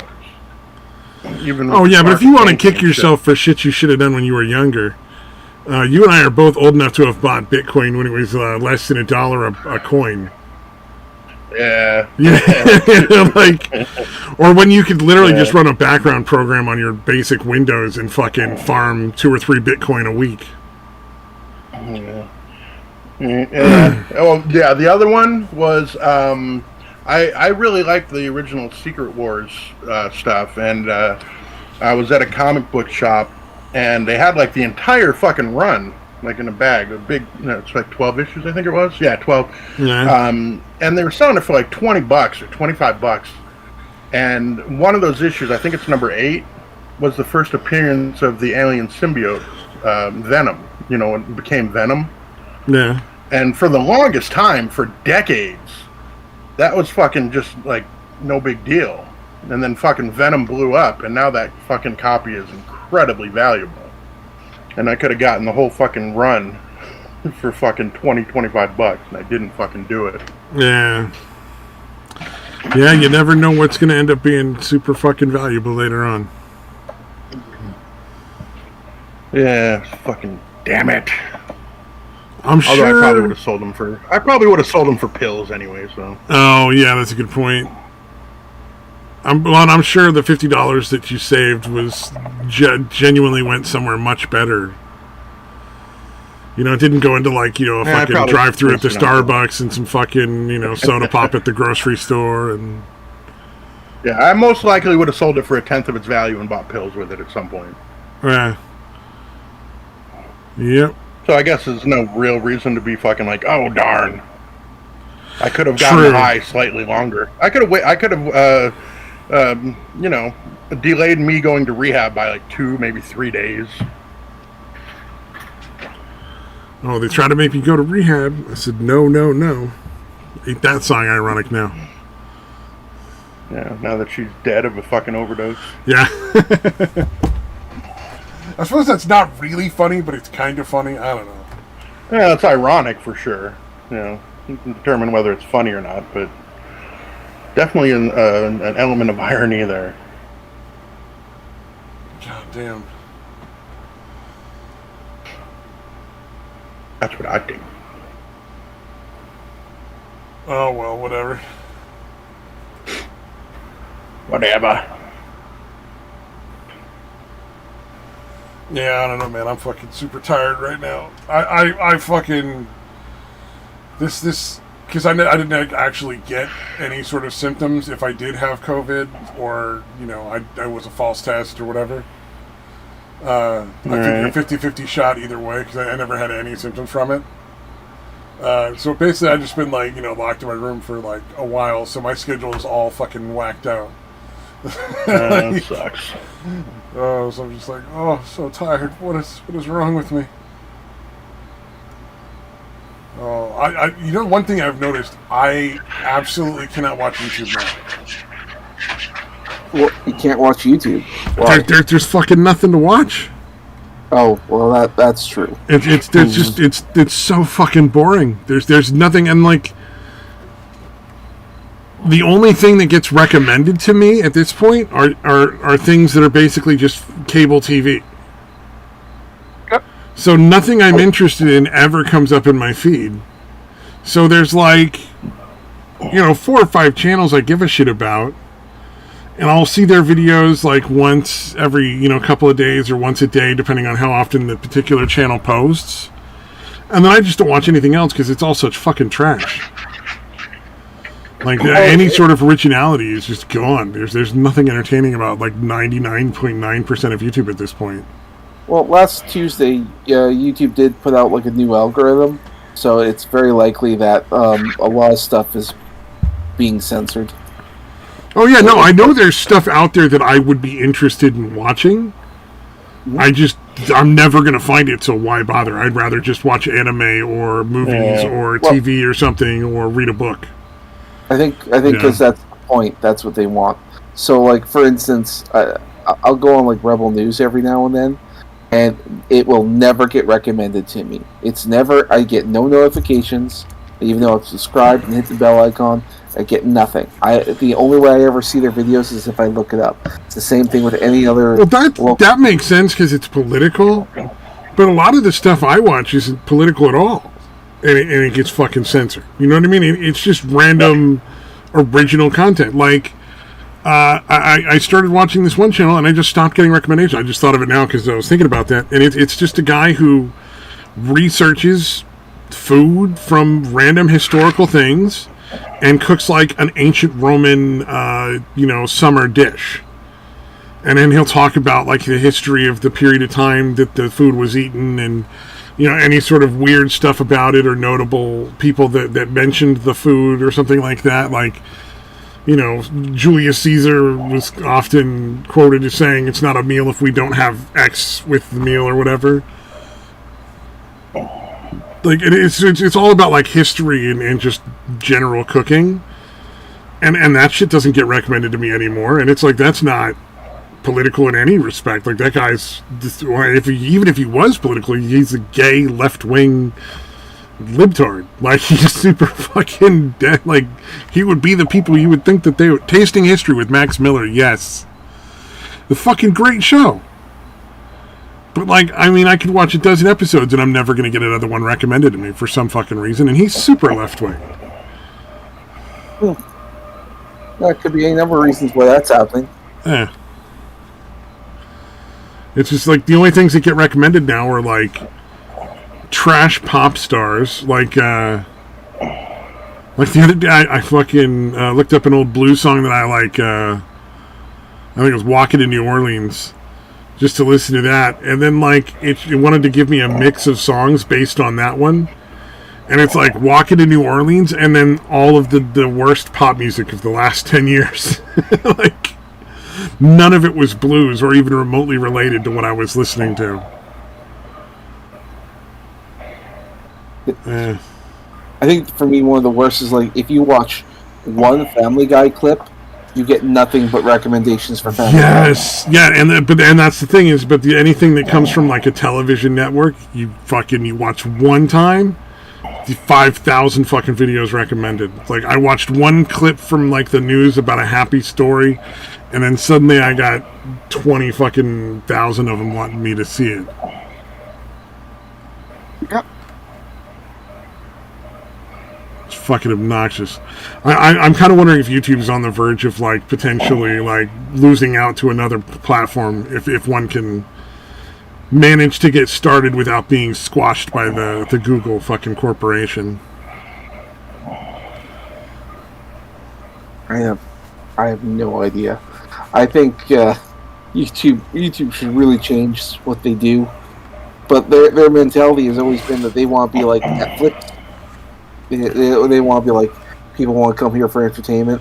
They don't want to be talk radio or niche audiences. They want to be. But that's what people wanted from YouTube was the really weird, wacky stuff, the political outsider kind of interesting stuff, and. There was like, weird cooking shows that started and like skit comedy, bizarre skit comedy stuff. And then there were like talk shows that obviously didn't have anything to do with politics at all. Just like fun little, like nerdy things. Like people would do like, Star Wars podcasts. And there's a channel that I like that does really in-depth stuff on J.R.R. Tolkien's works.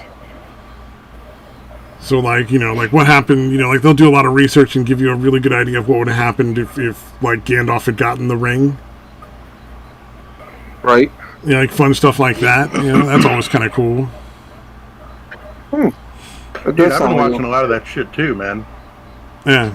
Because they get really in depth. Like fucking, I was listening to one actually right before the show. I was like, why was Aragorn in 3 when the Hobbit showed up? Like a whole video just on that. I've had that one recommended to me and I haven't watched it yet. Yeah, it's pretty good, dude. Yeah. Oh, bad. that is a good question. Why was he there? Yeah, it turned out like he was like kind of hanging out in that general area because he knew like I think he had talked to Gandalf and knew that the hobbits were supposed to be coming through. So he was like hanging out somewhere just outside of Bree along the road. Well, and also the Dunedain Rangers. The Dunedain Rangers have been protecting the Shire just as a general thing for like decades and decades. Yeah, but he was also hanging out in that area because he figured they would be going to Rivendell, and that would be the most likely route they would take. Yeah, and he was kind of hanging out offside the road, and he happened to fucking see him pass and was following him. Yeah, I was saying it was a combination of things. Like, he was motivated to be interested in the Hobbits in the first place because he was the Dunedain Rangers protecting the Shire. And then on top of that, the ring, and he'd talk to Gandalf and all that, so yeah. Yeah. It was kind of like his job. Like, he essentially was like, well, my job is to take care of hobbits, and these hobbits are going to be coming with potentially the One Ring. We better have a Dunedain Ranger here to help out. Yeah, to protect the Shire, yeah. Plus, yeah, apparently for the longest time, like, because I've watched some of the other videos, and they're like, well, Sauron didn't even really know where the fuck the Shire was. Like, they were actually seeking out what the fuck is the Shire. Yeah, oh, that's right. Yeah. They tortured the Shire and the Hobbit out of Shire and Baggins. Yeah. And Shire Baggins. And so they were trying to find out what that was. Yeah. Yeah. It kind of makes sense though. If all of Sauron's power was based in the one area. You know, it's the further away you go, the harder it is to get reliable information, because it's not like somebody's taking pictures and fucking sending them to you over an email. Plus, the Rangers, again, were kind of tasked with protecting that area. Yeah. Well, like, if you read the books, there were a lot of groups of people that were basically just constantly going around looking for bad guys to kill. like in The Hobbit, the eagles show up not because Gandalf called them to save them from the trees when the wolves have them all up in the trees, but because the eagles were just tooling around one night and were like, hey, let's go over here and find some people to kill. You know, like, they were just like, we're looking for some fucking orcs to murder. Let's go, guys. Come on, party time. And then they looked over and were like, hey, look, there's orcs. Let's go kill the orcs. You know, and then they saw the hobbits and the dwarves and the hobbits. They're like, oh, maybe we can help these guys out. But first, let's kill these fucking orcs. Yeah. Yeah. I like how they did the Thorin Oakenshield shit, dude. It's like, you know, his name, it was called Oakenshield because, you know, he grabbed that piece of fucking that oak log and fucking used it as a fucking shield. That fucking shit was badass. Oh yeah, and then they had him carrying around that fucking oak log too. Yeah, but the way he held it, like, makes sense that it could actually work as a shield, you know, because there's, like, one part jutting out, and he's holding onto that, and it's running up his forearm. Also, I did not know that Legolas was apparently, like, a fucking Kryptonian or something. Like, he's just, like, Superman flying all over the place. Yeah. Yeah, he should not have been in any of the Hobbit fucking trilogy, really. You know. Yeah, that was real fucking weird. Yeah, they definitely shoehorned him in where he didn't belong. I love the character. But in such a ridiculous way. Like, I mean, he was at one point hopping across their fucking heads while they were in barrels flowing down the river. Running up the falling stones. You know? And then when he was standing on their heads, on barrels floating in the river, he was shooting with 100% accuracy with his fucking bow. Yeah. That was the part that made that even better. I forgot that he was actually shooting his bow at the same fucking time as he was running across the dwarves' heads. It really did get ridiculous. Nice to see a dude becoming a Mary Sue. So Yeah, he was like this fucking like. He was just basically like if death had been suddenly like thrust into the film in like a really cool way. You know, he was like, we just want a character that just fucking kills anything it looks at. You know, we just want somebody who can just murder everything on the screen. And Legolas is the murderer. yeah, he is death incarnate. What do you guys think of the upcoming Amazon Lord of the Rings show? Oh God. Well, have Apparently, you not heard it's awful. about it? I Yeah. barely heard about it, which is weird. Like they did a shitty job of promoting it, dude. Because it's something I would be. They interested in. probably I barely heard don't about want word to get out until it's close to coming out. Because the longer word is out, that more and more like fans are going to get soured to it. Because a lot of people were really soured by the dramatic changes that were made in like The Hobbit and The Lord of the Rings by Peter Jackson being a fucking hack. Right. Like changing Yeah, characters. he just and stuff, shoehorned in so. a lot of shit that was not, remotely into again, the it books, wasn't. yeah. What he did was shit from not only from The Hobbit, but a lot of shit from the Silmarillion. The Silmarillion, yeah. Yeah, it was thrown in there. Yeah. Which Well, I he wouldn't mind also drastically changed characters. Yeah. In both sets of movies. He just drastically changed the way characters behaved altogether. I don't know if that was really. You can blame him for that. I think a lot because when the studio when the studio was doing the projects, because this was like years after the first. I mean, he's movies. the director. Ultimately, it kind of falls on his head. Well, I think he had really. a lot of creative freedom, a lot more than most do nowadays. Well, not really. I actually think he had less creative freedom because if you look at what was going on in the Hobbit movies, it seems like it was all done by committee. You had the feminist characters, the ultra on the various other types of characters. There was a lot of bizarre slap humor. The barrel scene, while it was entertaining, was silly as fuck. I don't think he approved any of that. And the reason why I also think Oh yeah, well I mean in the books the barrel scene is literally just them in barrels floating down the river trying not to drown. Yeah. There's no orcs chasing them, there's no elves chasing them. There's no battle at all, right? Yeah, there's none. There's no battle at all. And like the whole it was stretched into 3 movies and I don't know if that was really him. I think that because the other thing the other reason I bring that up is if you looked at all the other movies that he's done, the Hobbit movies are the silliest movies he's ever made, and I don't think he would really want that. I'm pretty sure he's done. And I think that's why he had to dip into the Silmarillion shit because if they insisted on another trilogy because the first one was so successful, the Hobbit they would need to add all that shit to make it, feature-length movie. Yeah, well, it would barely make. One yeah, at the very most, you don't could have stretch anything. The Hobbit into 2 films. I think 2 like maybe 1.5 hour films. I mean, it really should just be 1 3 hour, like 2.5 3 hour movie. But I think you could stretch it into 2 like 1.5 films. Yeah. Well, The Hobbit is shorter than any of the 3. Well, it's Lord of the 1 Rings book books instead of 3. individually. You know, yeah. Well, it's also a lot shorter, dude. Because I remember reading those things and recognizing, like, okay, this has almost as many pages, but the print is way bigger than it was for the 3 Lord of the Rings. Because basically after, because I had no interest in the Lord of the Rings at all. It sounded silly to me. I'm like, what, trees that talk? This is fucking stupid shit. So I was never into it until the Fellowship of the Ring came out, the first movie, and basically, watched that, and I was like, this is fucking amazing. And that was right before the second one came out. So when the Two Towers came out, I watched it the first day it came out, and I was like, you know what, I'm not going to wait that long to fucking find out what happens. So I literally went and bought books. I read all those books. I read all those books when I was like before I even got into kindergarten. But yeah, so anyways, what I did that's what it was for me. Like I read them all. Like including I started with The Hobbit even, and I read them all the way through. Even though I'd watched the first 2 movies already, I still wanted to read the books. So yeah, I started with The Hobbit and then went to the Fellowship, the Two Towers, and the Return of the King.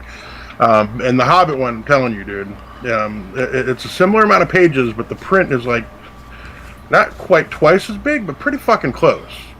So like the actual fucking word count or whatever the fuck you want to call it is nowhere near what any of those 3 books are individually. Oh yeah. So, The Hobbit is a much shorter story. That into a fucking into 2 movies, dude. That'd be tough to. Yeah. You know. So that's what I'm saying. If they insisted on a trilogy, which wouldn't surprise me, you would have to go into the Silmarillion and throw some of that shit in there, even though it doesn't work chronologically or any of that kind of shit. Yeah. Yeah, when I was real little, my mom read me The Hobbit, and then so I just got to the point where I was like, I need to know more. So I read all the books. Right. But like I think that was actually a big part great. of me learning to read. It was the fucking Hobbit and the Lord of the Rings trilogy. The Silmarillion, man, it's a pretty fucking slow read. Well, because it's basically just a set of notes but... that J.R.R. Tolkien used to like keep an idea of all the backstory that was going on that motivated the characters to do what they did. Plus, also, J.R.R. Tolkien was apparently like infamous for like answering fan mail and people's questions about the stories in like incredible detail. Great detail. Yeah, like he would go into like super detailed like explanations and shit to just some random dude's letter he got in the mail from a fan. Like yeah. So and it's it's essentially cool. His son kind of cobbling it all together into a somewhat coherent story. I mean, once it gets going, it's pretty good, but especially the early part of that fucking book is really slow. For me, I essentially view it as the Bible of the fucking Lord of the Rings universe because it has the creation story and all that I kind of never shit, have read the Silmarillion. I genuinely haven't. I should probably read it at some point. Also, I know Tolkien wrote like a couple of children's books, like holiday themed children's stories. Like there's a couple of Christmas stories he wrote that had nothing to do with like the world of the hobbits and all of that stuff, but just were also books that he wrote that I've always wanted to like read but never got around to. Yeah, I don't think I ever have either. I didn't know they existed. In fact, the Silmarillion I just happened to come across in like a fucking Barnes and Noble or some bookstore, and I'm like, all right. And it was again pretty close to when I was infatuated with the whole Lord of the Rings shit. Yeah. Well, the Lord of the Rings is a great series, but honestly, like I kind of wish if they were going to make a book series into a movies, I kind of would have rather the Magician Apprentice and Magician Master from Feist be turned into like a film series, because that set of books is fucking amazing and goes a lot further because the author was able, didn't die before writing like a lot of the stories he'd intended to write. Well, what do you expect from the guy who created the Oxford English Dictionary? Yeah, that makes sense. Yeah, they're doing a I forget who it is. Maybe Prime, but they're doing a Wheel of Time television series or whatever the fuck you want to call it. Well, that could be interesting. They've been working on that. Yeah, they've been trying to make that property for at least 10 years. I know they made a Sword of Truth series. I think it's supposed to be. Yeah. So I mean, I had just read that, or not read it. I think I found the very first one at like a fucking Goodwill. So I read that, and then I was like, "This is pretty good." And I listened to the rest of them like an audiobook, and I love the fucking characters in that universe. The shit that happens though, especially the way they like end up winning each time, seems kind of like, he's supposed to. He knew this suddenly for some reason, and he was able to do this. You know what I mean? Like the characters is fucking amazing, but it's like the story ends because. Yeah, dude. I don't know. Maybe that's just me. That's just kind of the way I view it. I never really got into that series, so I it doesn't surprise me. Yeah. Oh, like the characters I absolutely love. Oh, what was amazing, and they got one season of it, and it was such a shame that they never got any further. Was they did the Dresden Files? I don't know if you've ever read Jim Butcher's The Dresden Files. I've heard of it. It's urban fantasy, so it's set in like the modern world, but it's all about like a wizard who's like a private detective. So, all right. Yeah, so there's like wizards, and then there's like this wizard council that runs all of the supernatural world, and basically sort of polices everyone. There's like vampires and werewolves and wizards and all sorts of other mythical creatures, and like they all have to basically just keep under the fucking radar and not fuck up everybody's. Like they don't want to expose anything, but then there's like Dresden, who's like, I'm a wizard. You can hire me to do whatever you want. Like as a detective, I'll find your dog. I'll fucking find out if your wife's cheating on you, kind of shit. Like, so he advertises the fact that he's a wizard. He's wizard for hire. That's his fucking thing. He has a private detective's license, but he's wizard for hire. Yeah. The only thing I read like that was similar to that was American Gods by Neil. Is it Gaiman? Gaiman. Yeah.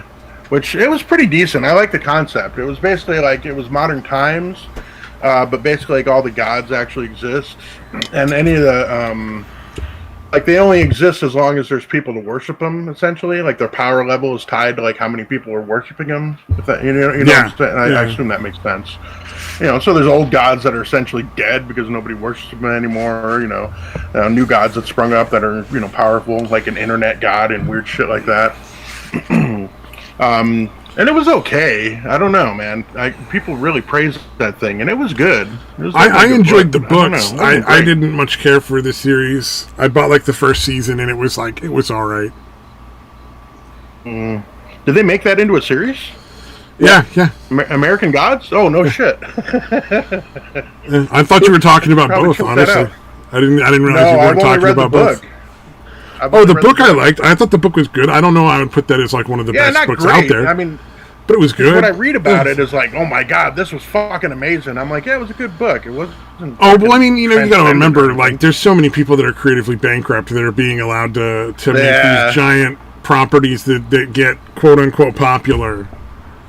Because they're only popular because nobody is allowed to hear about anything other than these shitty fucking creatively bankrupt garbage properties, Yeah, that kind of makes sense. Because if people were given an option, like 90% of what's out there on the market would not even fucking be there. Right. Yeah. God damn it, I gotta take a piss, dude. I'll be back. Yay.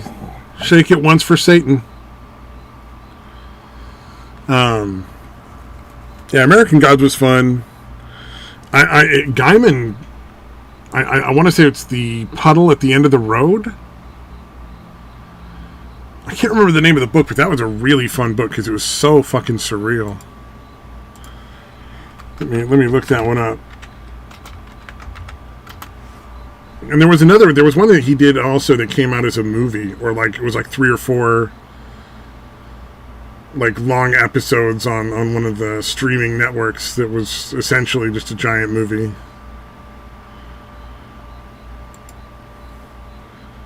Let's see.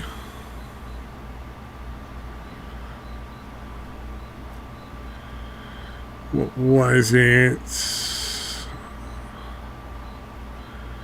Oh, Good Omens was the one he made it that was a book that came out like as a movie recently that was really good. That was better than American Gods for sure.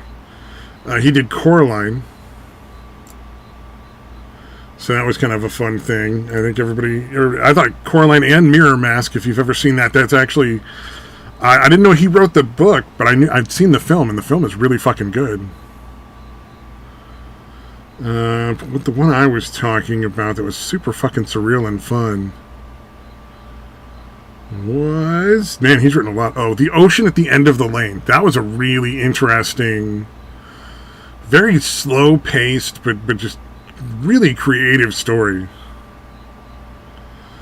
Anybody who reads should definitely check out The Ocean at the End of the Lane by Neil Gaiman.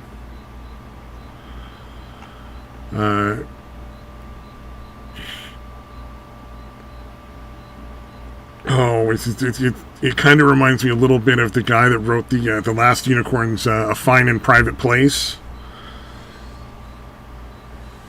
Oh, who is that?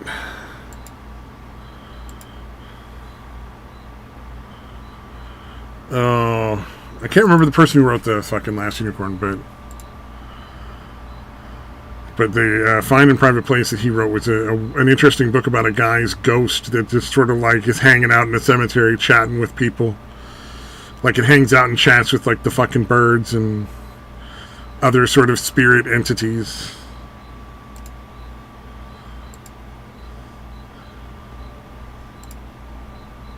Oh, man.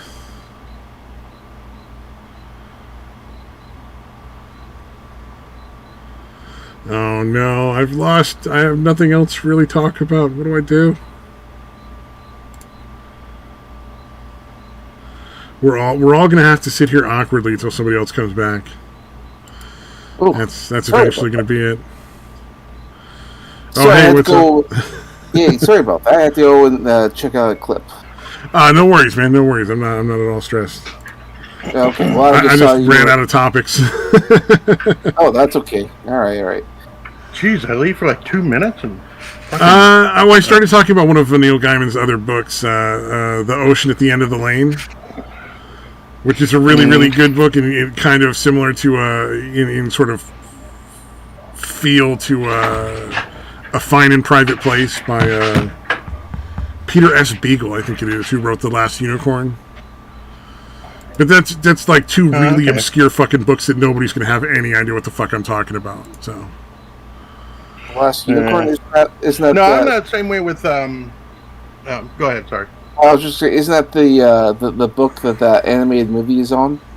Based on the guy finally got the royalties to the movie. Oh, I didn't know. I didn't know that at all. Yeah, there was like a children's movie called The Last Unicorn. It's a trippy movie, let me tell you. The movie I've seen. Yeah. I didn't know there was any issue with the rights of that movie, though. Yeah, well, apparently, because he didn't get any money for the movie. Oh, wow. Yeah, that's Hollywood for you. They'll fuck anybody over. Yeah, so he's been like petitioning and trying to, get the rights back, or at least get royalties, and he finally got them. Oh, nice. So it took him like 20 years.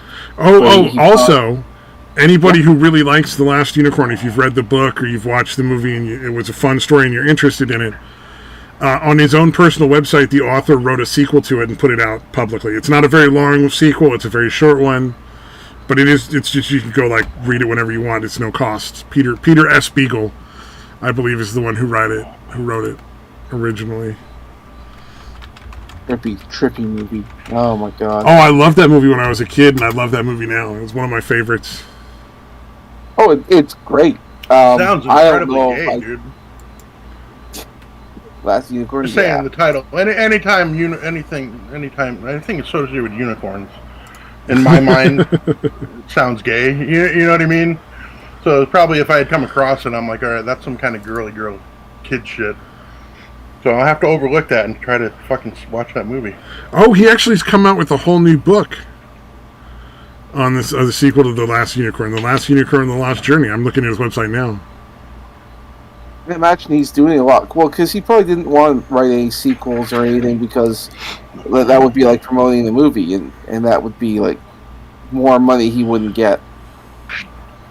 I have a friend who's absolutely obsessed with the movie, but doesn't know much about it, and I found out that Studio Ghibli helped work on that movie, and they're the ones who made like those big Japanese movies like Spirited Away and My Neighbor Totoro. That studio, yeah, they also worked on The Last Unicorn. Oh, that's not at all surprising. I watched Totoro finally. I hadn't seen it at all until like maybe 6 months ago or a year ago. I've never seen it. I really should do that. It's actually a really fun movie. I was surprised. I was genuinely shocked at how much I enjoyed it.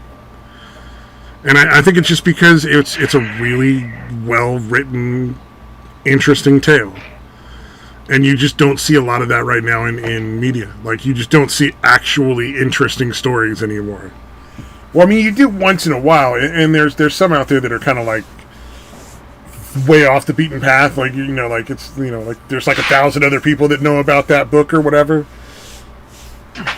But just like the mainstream stuff, like there's nothing remotely creative on any of it at this point. Yeah. And I'll stand. If anybody thinks they have something to challenge that with, by all means tell me, but I don't think anything is worth watching in the last 10 fucking years almost. It an author I'd like to see more of his books made into movies is fucking Clive Barker. Oh, I never I don't read know it. if you've ever read any Clive Barker shit. Yeah, it's really fun. Yeah, I've it's never really heard of good. him. Like his descriptive abilities are fucking off the charts, dude. Like just describing the characters like physically. What they look like. genre does he write? I would call it fantasy horror. I don't know if that's an official. Okay. I've never been a Genre? big fan of horror. That must be. Well, it's more fantasy than horror, honestly. Like there's horrific shit, but it's a lot more like magic and fucking, that kind of shit. There's a book called Weave World. That's fucking one of my all-time favorite books. Weave World by Clive Barker is really good. If you get a chance to come across that, It's one of the highlighted books on his website, like the Damnation Game, Weave World. It's one of the first things you see up there. Dude. I like him more than Stephen King, although again they don't do exactly the same thing. Again, his is more fantasy than straight horror. I think I tried to download a bunch of his books at one point. Yeah, Stephen King or Clive Barker? Clive Barker. Yeah, like not even he's intentionally. A gay dude. Yeah, he's a gay dude, so there's going to be some gay shit in there. But it's not. It doesn't like bother me. horrible. I don't care. I'm interested in stories. I didn't like, think you would, but I still wanted to let you know. Yeah, it's not a focal thing, but it definitely happens on occasion. There's a lot of books I've read, more urban fantasy stuff by newer authors, where they'll have like gay relationships and stuff in there, and it's like it doesn't bother me. There's nothing wrong with it. I don't have an aversion to a story that involves like a gay. It's not anything that's like. It's just dumb as shit when you take an existing character and just try to rewrite them so that you can fit in these things that that just don't really matter. Like, oh, it's bisexual now. Isn't that interesting? No, not really. Nobody gives a shit anymore. It's like I give a shit. This isn't if fucking Batman, 40 years ago. If Batman beats the Joker, I don't really care if Batman wants to bang the Joker, unless that starts becoming a storyline. I don't care who either of them are fucking. Oh, that's why Batman never killed him. He really wanted to put his penis inside of him. Okay, I get that now. He was trying to work in some way where he get to fuck him at some point. Oh yeah, that makes sense. Damn. But yeah, check out Weave World, and one of my favorites, dude. Like for instance, one of the movie books Nightbreed. I forget. No, I was just gonna say there's a movie called Nightbreed. I forget what the name of the book was. It wasn't Nightbreed though, but that's one of the Clive Barker's ones that got made into a movie. That one was pretty decent. Nice. But what are the other ones? Everville was pretty good. Fuck, have I read The Damnation Game? I don't know that I have. Maybe. I don't know, dude. But either way, man. The only one that I didn't really like was Galilee. There's a book called Galilee. It's okay, but it seems like it needed a sequel that never happened. So at the end, you're just like, what? That's it? You know what I mean? Yeah. I don't know. I guess you don't if you haven't read it. Well, okay, so I don't know if you've ever seen or read the last part of Twilight. This might surprise you to know, but I have not. Okay, so the last part of Twilight, the way it ends, this is the way the whole fucking series ends. In the movie, I never read the book, so I can't tell you if the book is 100% the same, but I assume it's similar. In the movie, all of the bad vampires and the good vampires eventually have a war. And fucking, like, they shatter each other, they kill each other in this crazy fucking battle scene where there's just people fucking everything up. And it's actually kind of fun to watch. Like, if you'd never seen any of the other parts and you just watch that one battle scene, you'd be like, that's a fucking badass movie. But then, turns out after the war, fantastic actress. After the war ends, you find out that it was actually the baby of the main character, her baby, projecting the future through one of the other vampires that's a good vampire into one of the bad vampires' minds of what would happen if they went to war. And all the bad vampires die. Like, yes, some of the good vampires die, but all of the bad ones die. And so they decide not to have a war, so they don't actually have a war. So all of the movie that you saw that was awesome, nothing happened. It was all a dream. End of the film. Fuck you. Although it's kind of appropriate. It may be one of the worst endings to something that was that big I've ever seen in my life. Oh my god. That is awful, dude. To have that much be just a dream, fuck you. Like, that's okay for like a fucking one episode of like a TV series or something. Yeah, where it's obvious that the authors just wanted to play around with something fun, but they couldn't fuck up the story by doing it for real, so they made it a dream thing because they were like, well, we get away with it that way. Yeah, it's hacky, but fine. Yeah, it's hacky, but acceptable. Your whole entire fucking franchise end, like, oh, all of it was a dream. Yeah. That's all these characters went to war. They fought to the fucking death. The good guys won, but they lost a couple, like 3 people that were really, that everybody feels really sad. But all the bad guys are dead, and so there's never going to be any more problems. Everybody lives happily ever after. Oh no, it was all a dream, never mind. It just fucking killed me. A book series that I would love to see as a film is Christopher Rowley's Dragon Warriors. It's essentially, think Roman-era legionnaires, except part of the Roman-era legionnaires are these, like, 10 to 15 foot, depending on the breed, giant fucking dragons that use, like, swords and shields and fucking wear armor and shit. God damn, dude. It's fucking great. That seems unfair. It's really unfair. Although they're fighting each other. No. Like, the bad guys use trolls. So, like, the dragons were an answer to the trolls.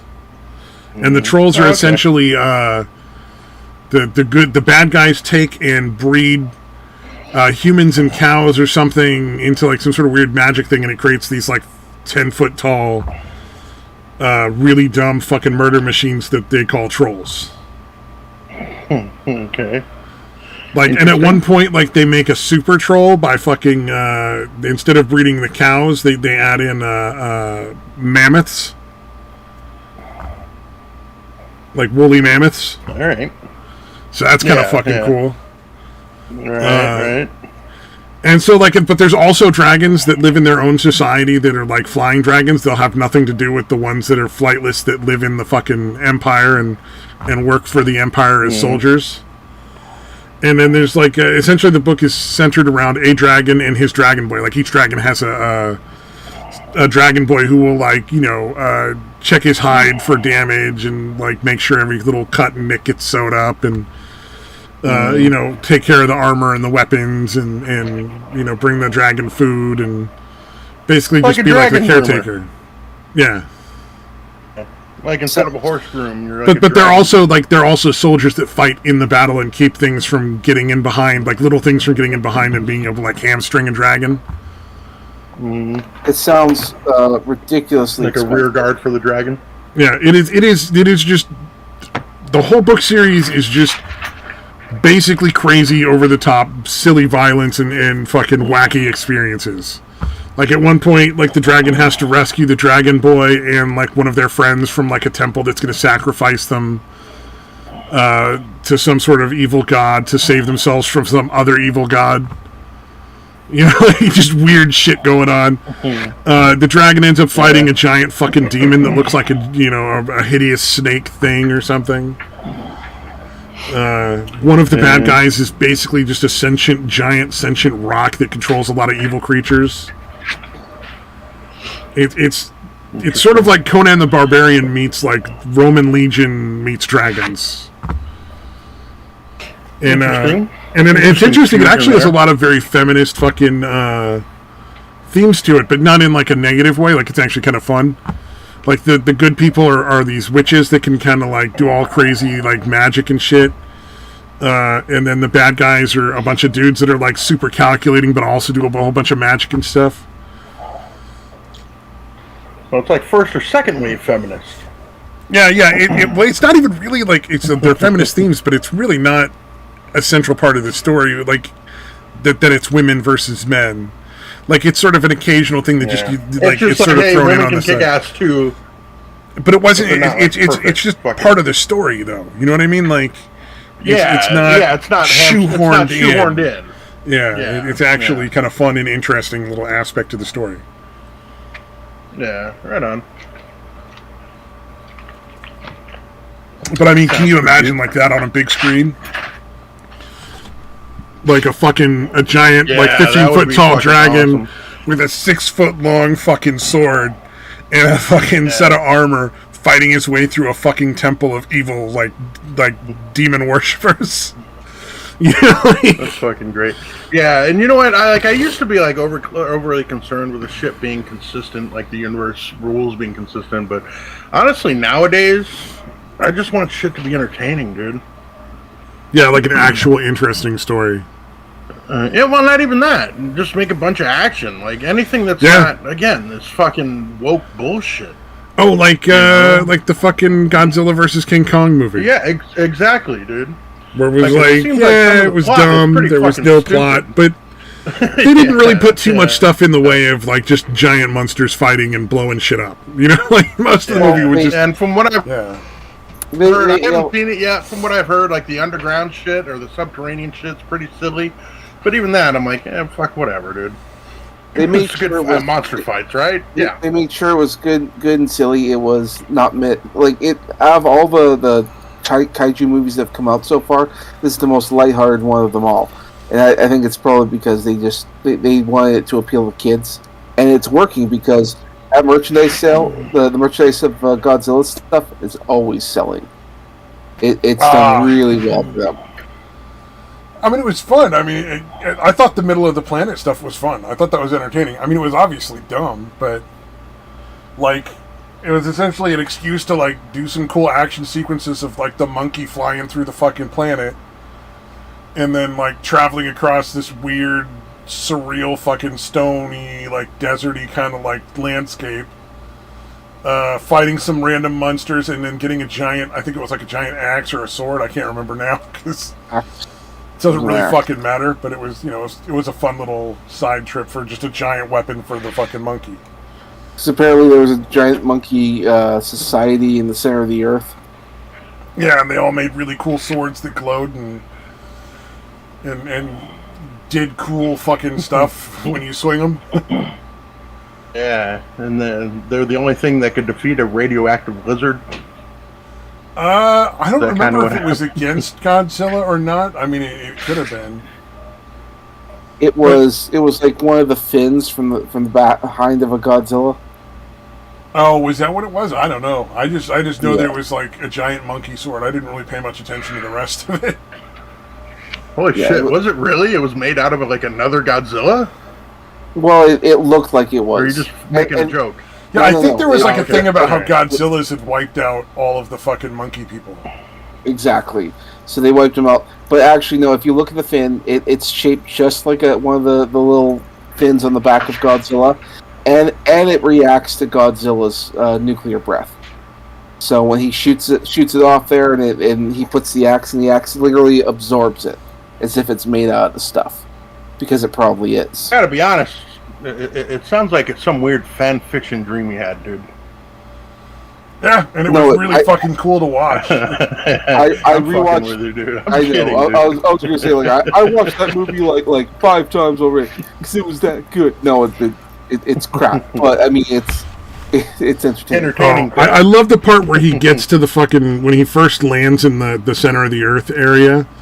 And has to fight like the 2 fucking monsters. He just starts taking a bite out of one of their fucking heads after he kills them. Godzilla just be like, I'm the fucking munch on this fucking skull here. I was like, Jesus, what the fuck? Oh, but it was great. Just a real good savage I'd like moment. it to be consistent, but fuck it. I want things that should be consistent to be consistent. If it's just a big dumb action movie, man, I'm not gonna sit and nitpick that shit. Other than just for the laughs, Right. Do our own personal cinema sins. Yeah, I'm not gonna genuinely really give a shit though. You know what I mean? It's like I'll make some jokes and make fun of it, but it really didn't take away from the movie that it was totally random and inconsistent.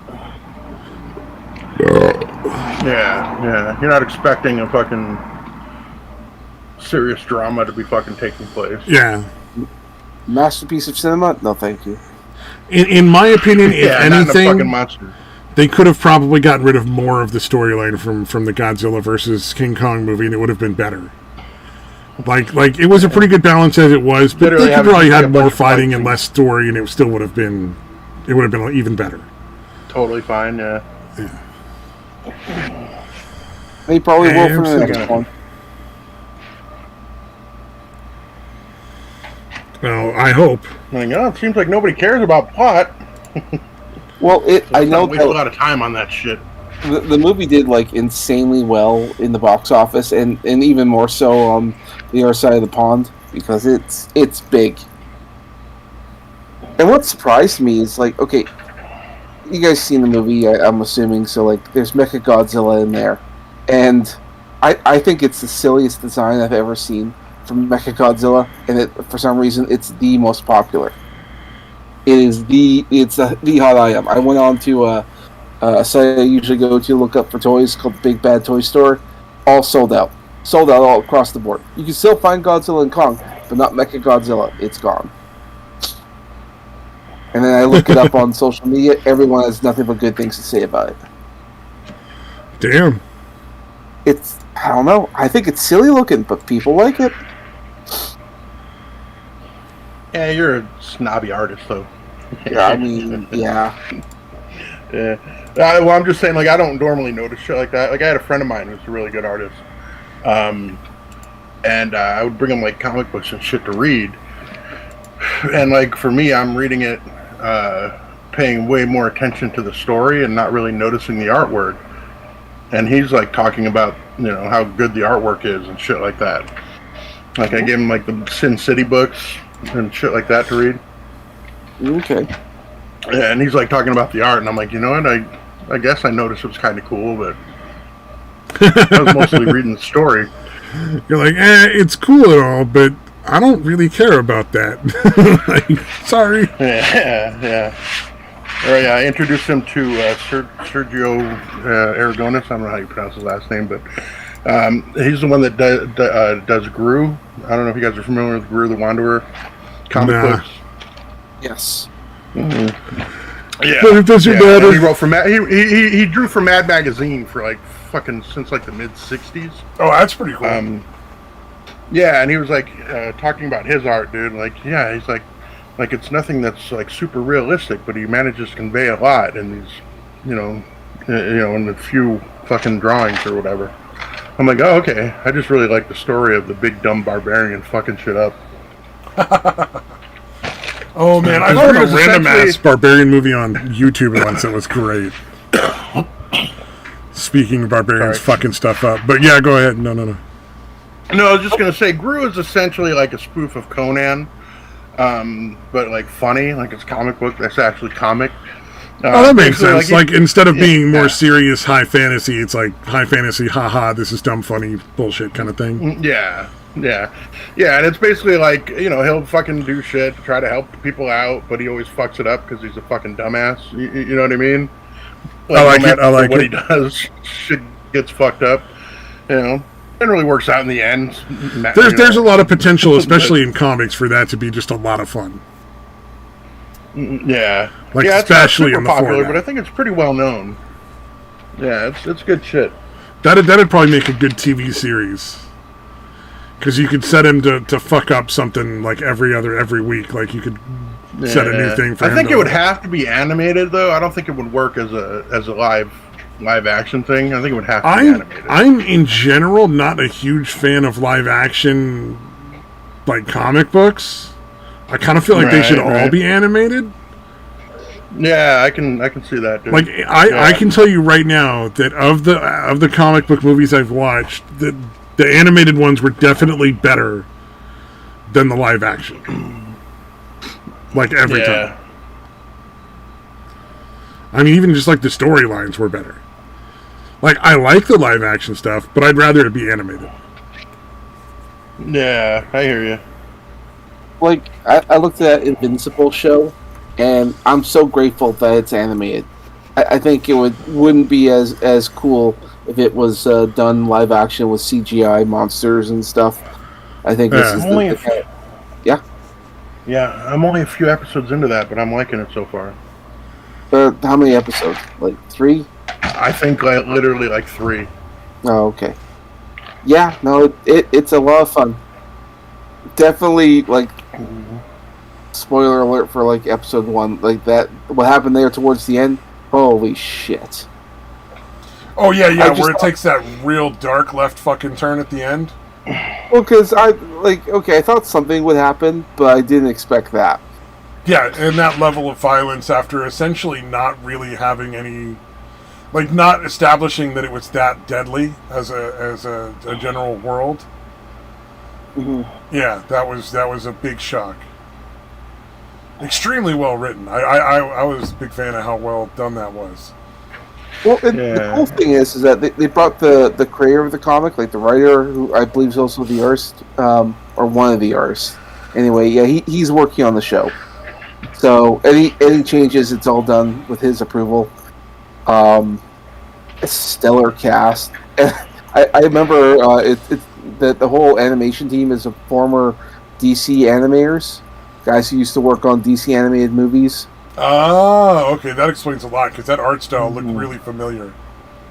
Yeah, that it's them. But also they were upset because, like, when you're making something, you can't go too violent or too anything. You have to keep in that middle ground. And so with Invincible, there's like, nah, man, you guys go with the balls to the wall, get as violent as you want. Yeah, and that's what I kind of heard about it that intrigued me, is it's like, yeah, it actually kind of shows what happens to, like, the innocent bystanders, like, getting ripped apart and shit. Oh, yeah. God. Yeah, what actually there's a happens lot to of people. really graphic violence for the fucking innocent bystanders. Oh, yeah. So I was like, yeah, that's interesting, because, you know, it doesn't very rarely do they actually show that shit, like, in any specific detail of, like, these people are dying because they're getting ripped apart. Have you seen the one where the really big superhero, the strongest guy, goes to another world? No, I don't. Again, that's good. A maximum of 3 episodes in, maybe only 2 now that I'm thinking. I haven't watched all of it yet, but I've been kind of like just kind of waiting, because I'm like, I know it's going to be amazing, but then once I've watched it, like, it's over. I think the father's still in the hospital around episode 3. Oh, okay, yeah. There's some really good stuff coming up with that guy that is just really fucking crazy. Yeah, I might have to, like, make myself sit down and watch the rest of that, because that's fucking great. And I also like they have like the politically correct type characters, but they're not really like they're not shoehorned into this story. You know what I mean? Like they're just characters that happen to have those qualities. Right. So it fits, and it doesn't feel out of place or like, why am I dealing with this person being gay? This has nothing to do with anything that's happening in the story right now. You know, like we're about to go fight like this guy that's ending the world, and now suddenly we have to worry about like somebody getting a date and they're gay. This is kind of dumb. You know, like it doesn't seem to have any of that in there. I think I was surprised. Yeah, I gotta get back into that. Yeah, I was surprised that one of my favorite characters, I guess, because it's technically 2 different people, but same person. It's the Muller twins, and that's the clone guys. The blue guys. I said guys. Technically, it's the same guy, but he just has clones of himself. I know there was a chick who made a bunch of clones of herself. I didn't think there was a dude, though. In episode 1, do you see those big muscular blue guys? Oh, okay, those guys are the also clones like that? Yeah, they're clones. Yeah, well, they're called the Muller twins, but really it's just the guy just keeps cloning himself.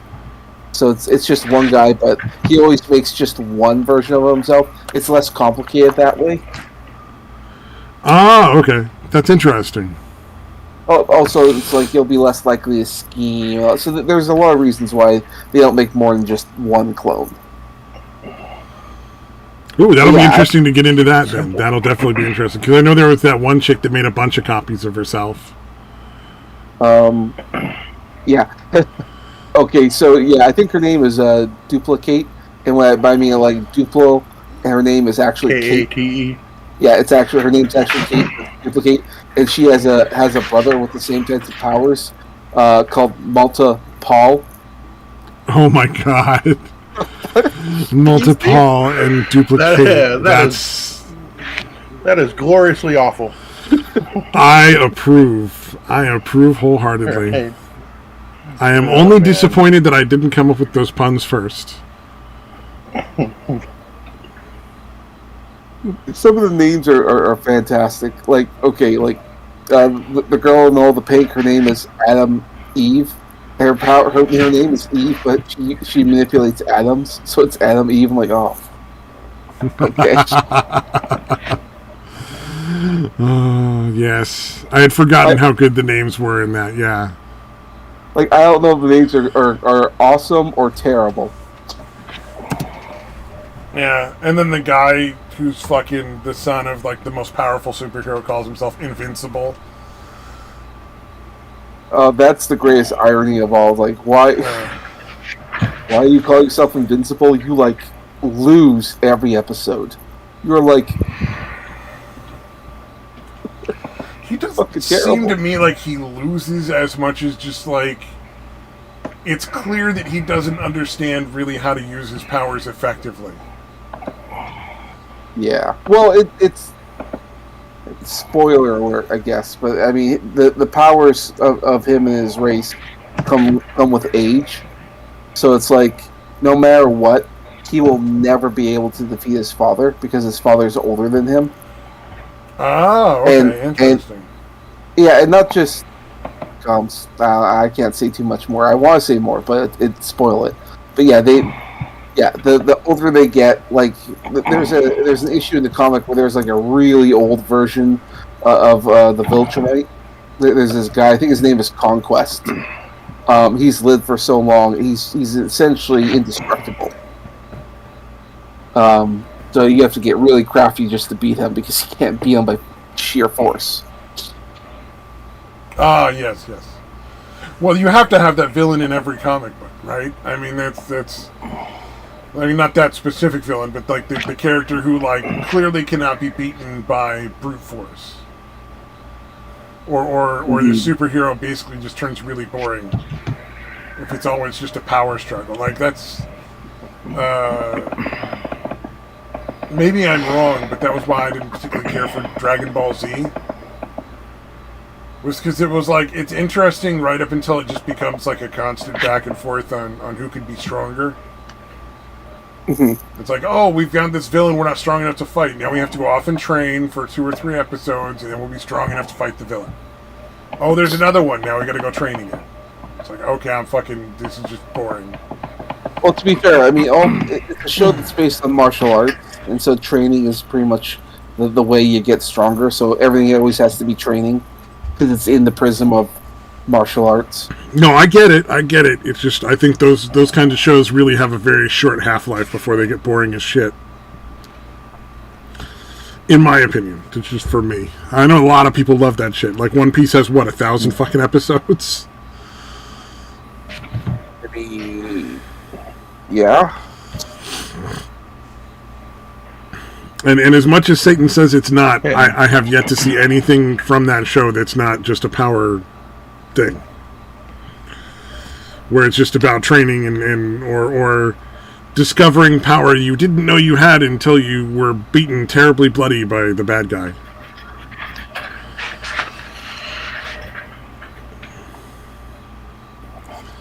Oh man, we gotta get rid of that fucking Captain America fake.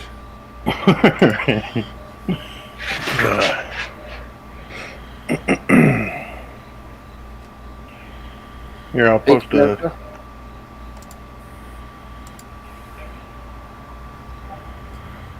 There you go. All right, I'll try to post it. I just posted 2 random GIFs, so like. Let me see if it'll let me post this. I don't know why, but from the computer it doesn't normally do it. See if this works. Calling them pets. Oh no, is that how he sees humans? Well, women. Oh, really? That's fucking brutal. I love it. Oh, that's fucked up.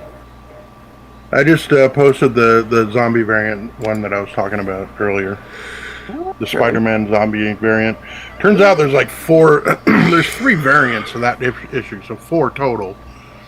One of them has Stephen Colbert on the cover, so I don't give a shit about that. I have both variants though, so that's kind of nice. Nice. It looks like they're still relatively popular because, well, the zombie one's not in stock at the place I'm looking, and my comic shop is pretty fucking big. The other variant, which is, I wonder if it'll let me do it right from here. Let me see. Let me try. Let's see. The other one, it's like a copy that is only rated at like a fine FN, which is like 6 out of 10, and even that's worth like $6. So the other one's got to be pretty valuable, and one that's in near mint. Yeah, that's cool. I got both of those. Huh. Hooray for me! Oh my God! That's sell them since I have no fucking money. That is a fucking. My eyes are down here. That's fucking funny, dude. That's fucking hilarious, dude. Oh man. I don't know why. That reminds me of a thing from fucking C-Lab. I forgot what they call that.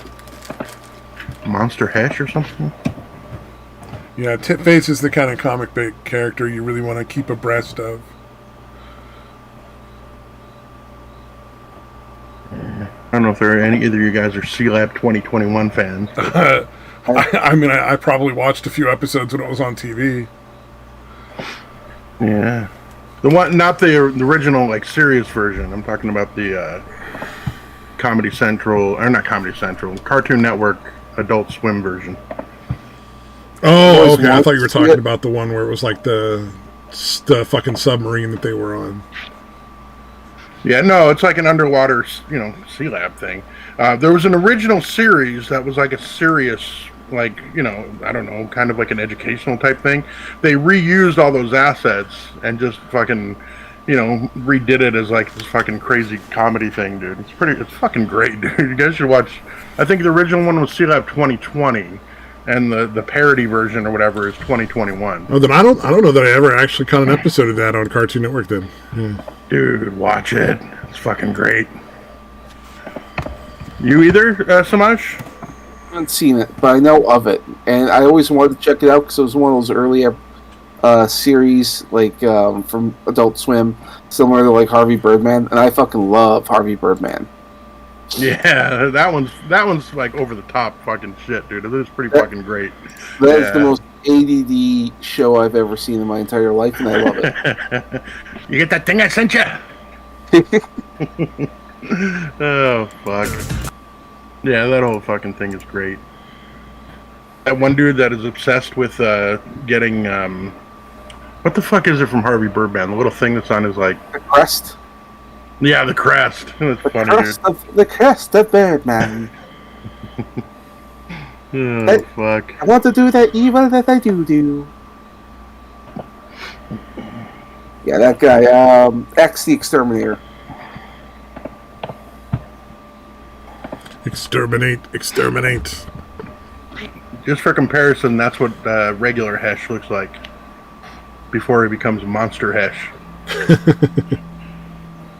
Yeah, it's funny because he has this like really high-pitched fucking voice, dude. And there's this episode where they end up getting flooded with helium, and they're all talking with these really high-pitched voice, and they're like, "Oh my god, guys, we got to hear what Hesh sounds like." Because it's already fucking super high-pitched.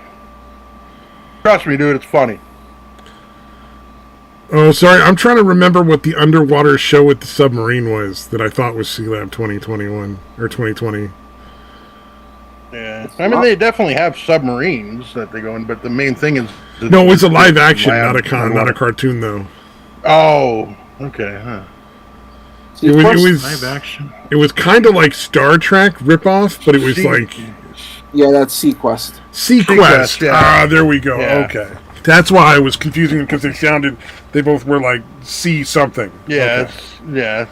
It's definitely I knew I was trying to remember like why I was confusing that. That's why I was just curious. I love that show when I was a kid.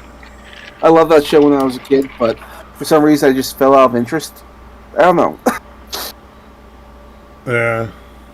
Like I go out of my way to watch clips of Star Trek: The Next Generation because I just think that show is fantastic. Wait, who is this in this picture that they can't save the girl? That's Cloud. That's gotta be a Final Fantasy. Oh, okay. Right? I couldn't tell who the guy was. Okay, it's Cloud. That makes sense. Yeah. Yeah, that's another one I never really got into, man. Final Fantasy. I think I've only played like one version of it. Yeah. And there was a lot of magic and guns. The magic and guns involved in the one that I played. I liked Final Fantasy, the first one. I think was really good. Number 7 was great. And then the Final Fantasy Tactics games were just a lot of fun, but the rest of it was meh.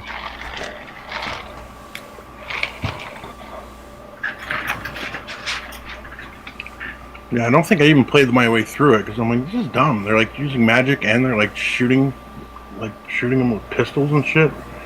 And again, I don't think that's a normal Final Fantasy thing if I'm guessing correctly. Damn. It was on the PlayStation 2, if that helps at all.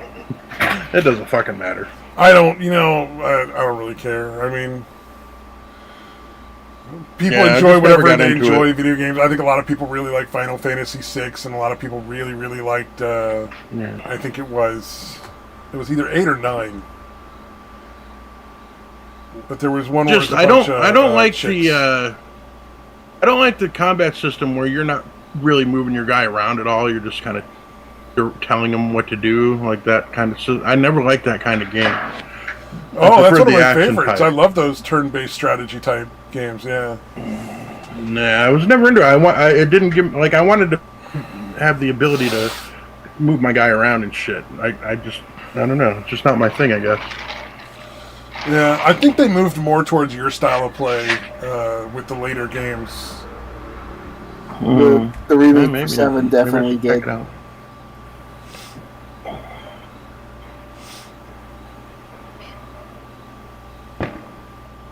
Yep. Well, I just heard a distant explosion. Oh yeah. I always just assume whenever I hear a long. So what is that in reference to? By the way, the my guy can actually save the. You guys Cloud fails to save Aeris, which is one of the female characters that everybody really likes. Oh, okay. They kill her off relatively early in the game, which is really weird because they fully designed the character to be able to do all of the stuff all the way up till the late game, so clearly it was a last-minute decision to just murder her. And she was a really interesting character, storyline-wise, but also in that she was the only character that really couldn't be anything. She could just be a healer. All the other characters in the game, you could spec them with the correct equipment to make them like a fighter or a healer or a magic user or whatever you wanted. She was the only one that just could not really be spec'd into anything but a healer. All right. Interesting.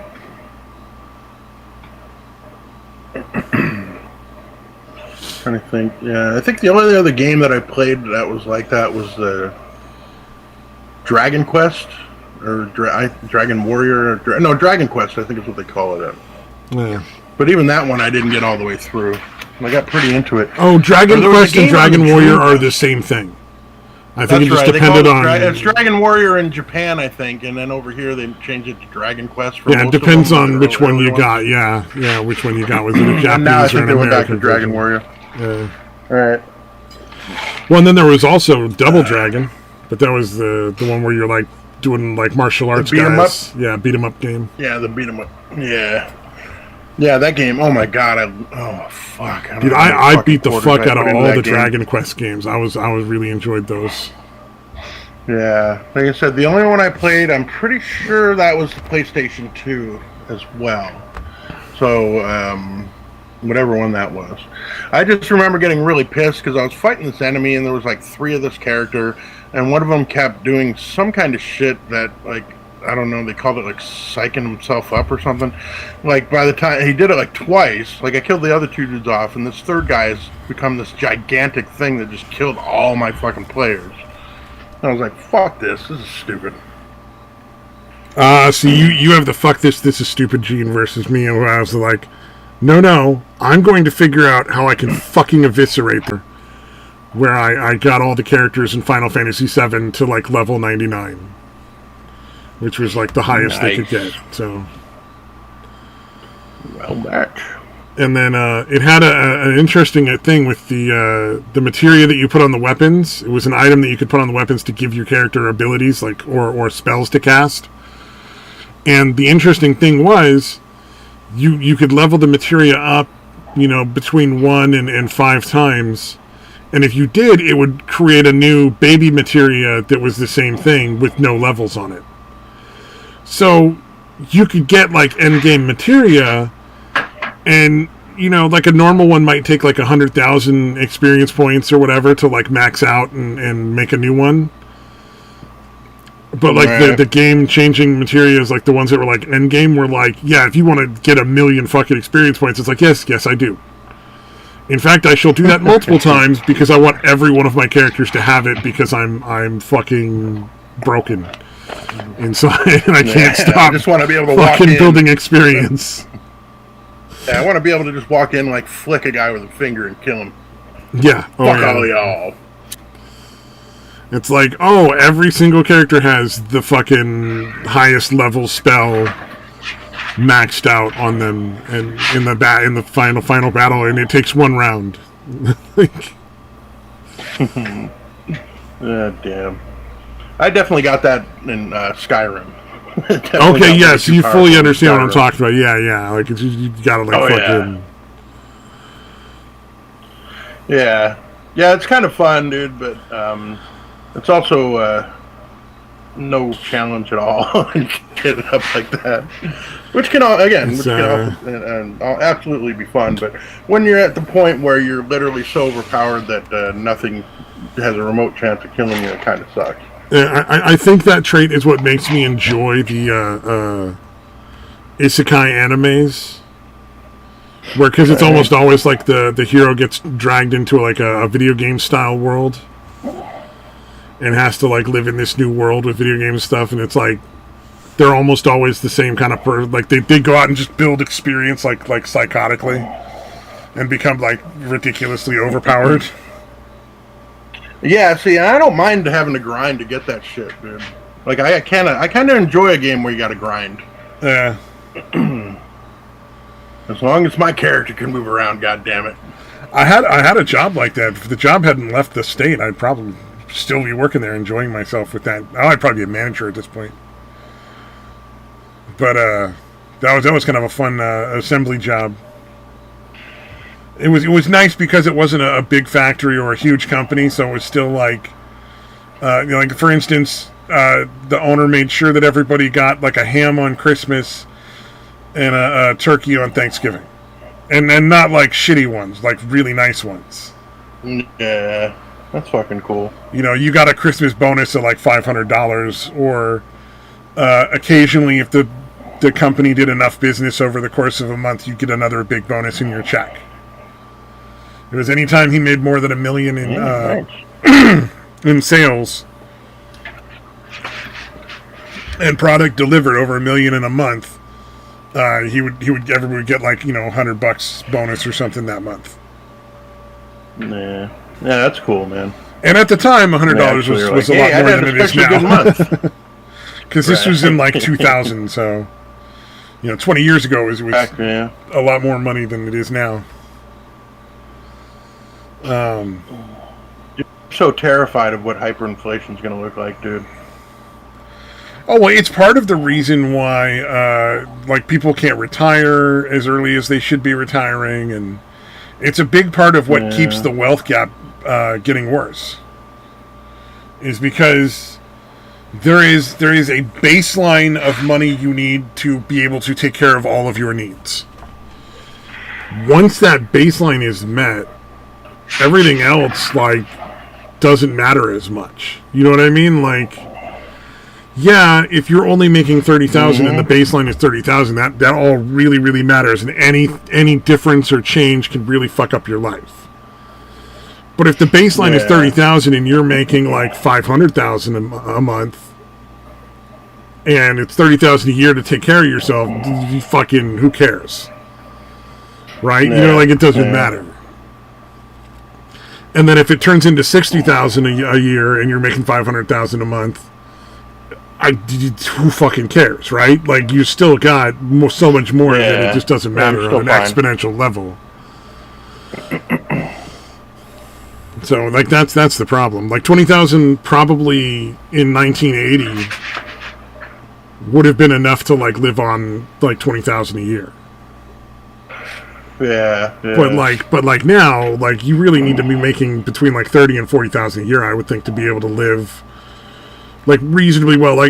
You're not going to drive the nicest car. You're probably going to have to only own used vehicles, and you're going to rent a fucking shitty apartment building, a shitty apartment with somebody else as a roommate. But you can afford to take care of your medical needs and fucking make sure you have food, and you can go see a movie now and again, But they still consider 20,000 to be the poverty level, and it's been that way since 1980. And it's that's not 20,000 is not the poverty level anymore. It's well below it. Yeah, it's fucking 35 probably at this point.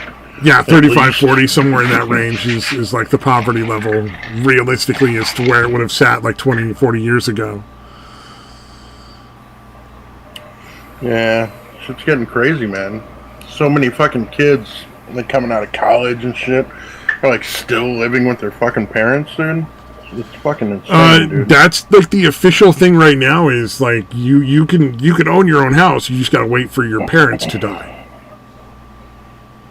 Right. That's literally what people are being told now. Reverse mortgages. Yeah. You know what I mean? All the parents are signing reverse mortgages, so you're not even getting the house when you die. Well, because they want to retire. They don't want to work for fucking till they're dead. Yeah. And they should. I totally get it. But the problem is all the money is basically just been stolen by clever tricks done by corporations at this point. Mm-hmm. Yeah, I don't know what's going to happen, but it feels like we're coming to some sort of dramatic fucking event. Yeah. Shit's gonna get fucking crazy, dude.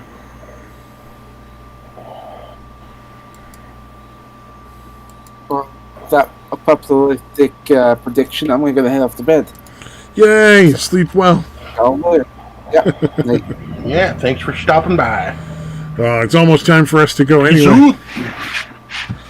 It's almost time to end this tragedy. I don't know, man. There's just so fucking weird tension kind of in the fucking world right now. Yeah, I mean, at some point it's gotta, again, reach the boiling point and fucking boil over. Well, in one way or another, either the pretense of stealing democracy stops. You know what I mean? This pretense of democracy and it goes fully communist. Or it's going to go swing back the other way, and I'm just not sure which way it's going to tip. Yeah, it seems like neither one's an ideal option, for fucking sure. No, they're both awful options. I don't want a return to, hyper-Christian morality and unrealistic, expectations of morality. No. Yeah, dude, I remember. Yeah, going into this year was the first time that I can remember in my entire fucking life where people were like, "Yeah, last year was bad, and next year's probably going to be even worse." Like everybody just resigned to the fact that, like, next year it'll be better. No, you watch and see. And this year, everybody was just like coming into the year was like, "Yeah, it's going to be worse next year. It's going to suck even worse. It's going to be worse for the next several years. Like, they've destroyed the economy. Like, the inflation is going to get insane, and the amount of unemployment is going to fucking create some real fucking problems. Plus, we're definitely going to start having shortages in, like, stuff, just general things. Like probably like weird things where like nobody can get any corn or something for a couple of fucking weeks. Just weird, random shortages. Yeah, it starts with PS5s and controllers, and eventually it's going to make its way down to food. Well, I mean, a lot of people in the fucking third world countries died. Like, it's just, they're not doing nearly as well with the whole, like, COVID-19 as we are. They don't have the medical resources or the hospitals, A lot of the work where my mom works at a bank, a lot of the work is farmed out to, like, places in India. And so, like, she has a few friends that, like, live over in India, and she's always, like, super nervous anytime they get sick because there's no hospital that they can go to. Mm-hmm. Like, they're not getting paid enough to go get medical fucking care. They're just basically working for shit money for this bank that wanted some slaves in another country. And you would think, like, oh, they work for one of the largest banks in the fucking United States. They'd have access, but nah. Nope. It's all the Mother Teresa model of, we want you to suffer, because suffering is the holiest thing that you can do. Yeah. Oh, well, like the part of the bank my mom works for basically handles all the online transactions. Mm. And at this point, they're basically just getting rid of as many people as they can and just forcing everybody else to just do, like, another 40 hours of work every week. Yeah. We're going to have to work twice as hard for the same amount of money. Well, it's the bullshit of salaried positions as opposed to hourly. It's sure, we can have you work 16-hour days, 5 days a week, 6 days a week, 7 days a week, because you can't do anything about it and we don't have to pay you anymore. Yeah. You're going to make the same whether you work 40 or 80. And so that's the problem, is salary needs to be done away with, I think, personally. I think that should just be made illegal. Yeah. Like, you either pay the people for their work or you fucking don't. But, like, there's never a benefit of you having to work 20 hours a week for a while to get the same salary. Yeah. It's always you working 60 or 80 hours a week to get 40 hours worth of pay. Yeah. Or definitely make the threshold, some kind of threshold, like, all right, we're going to have salary. There's got to be a cutoff of how many hours. Yeah, one of the worst is paid more. Is salaried by hour or something like that. I forget what it's specifically called. I think it's like salary by hour, or hourly salary, where essentially you never get overtime. So, like, you make $10 an hour, you make $10 an hour on hour 9, 10, 11, 12, 13, 14, 15, 16, it never goes up. Whereas, like, regular hourly pay, you get time and a half after 8 hours, and then, like, double time after 12.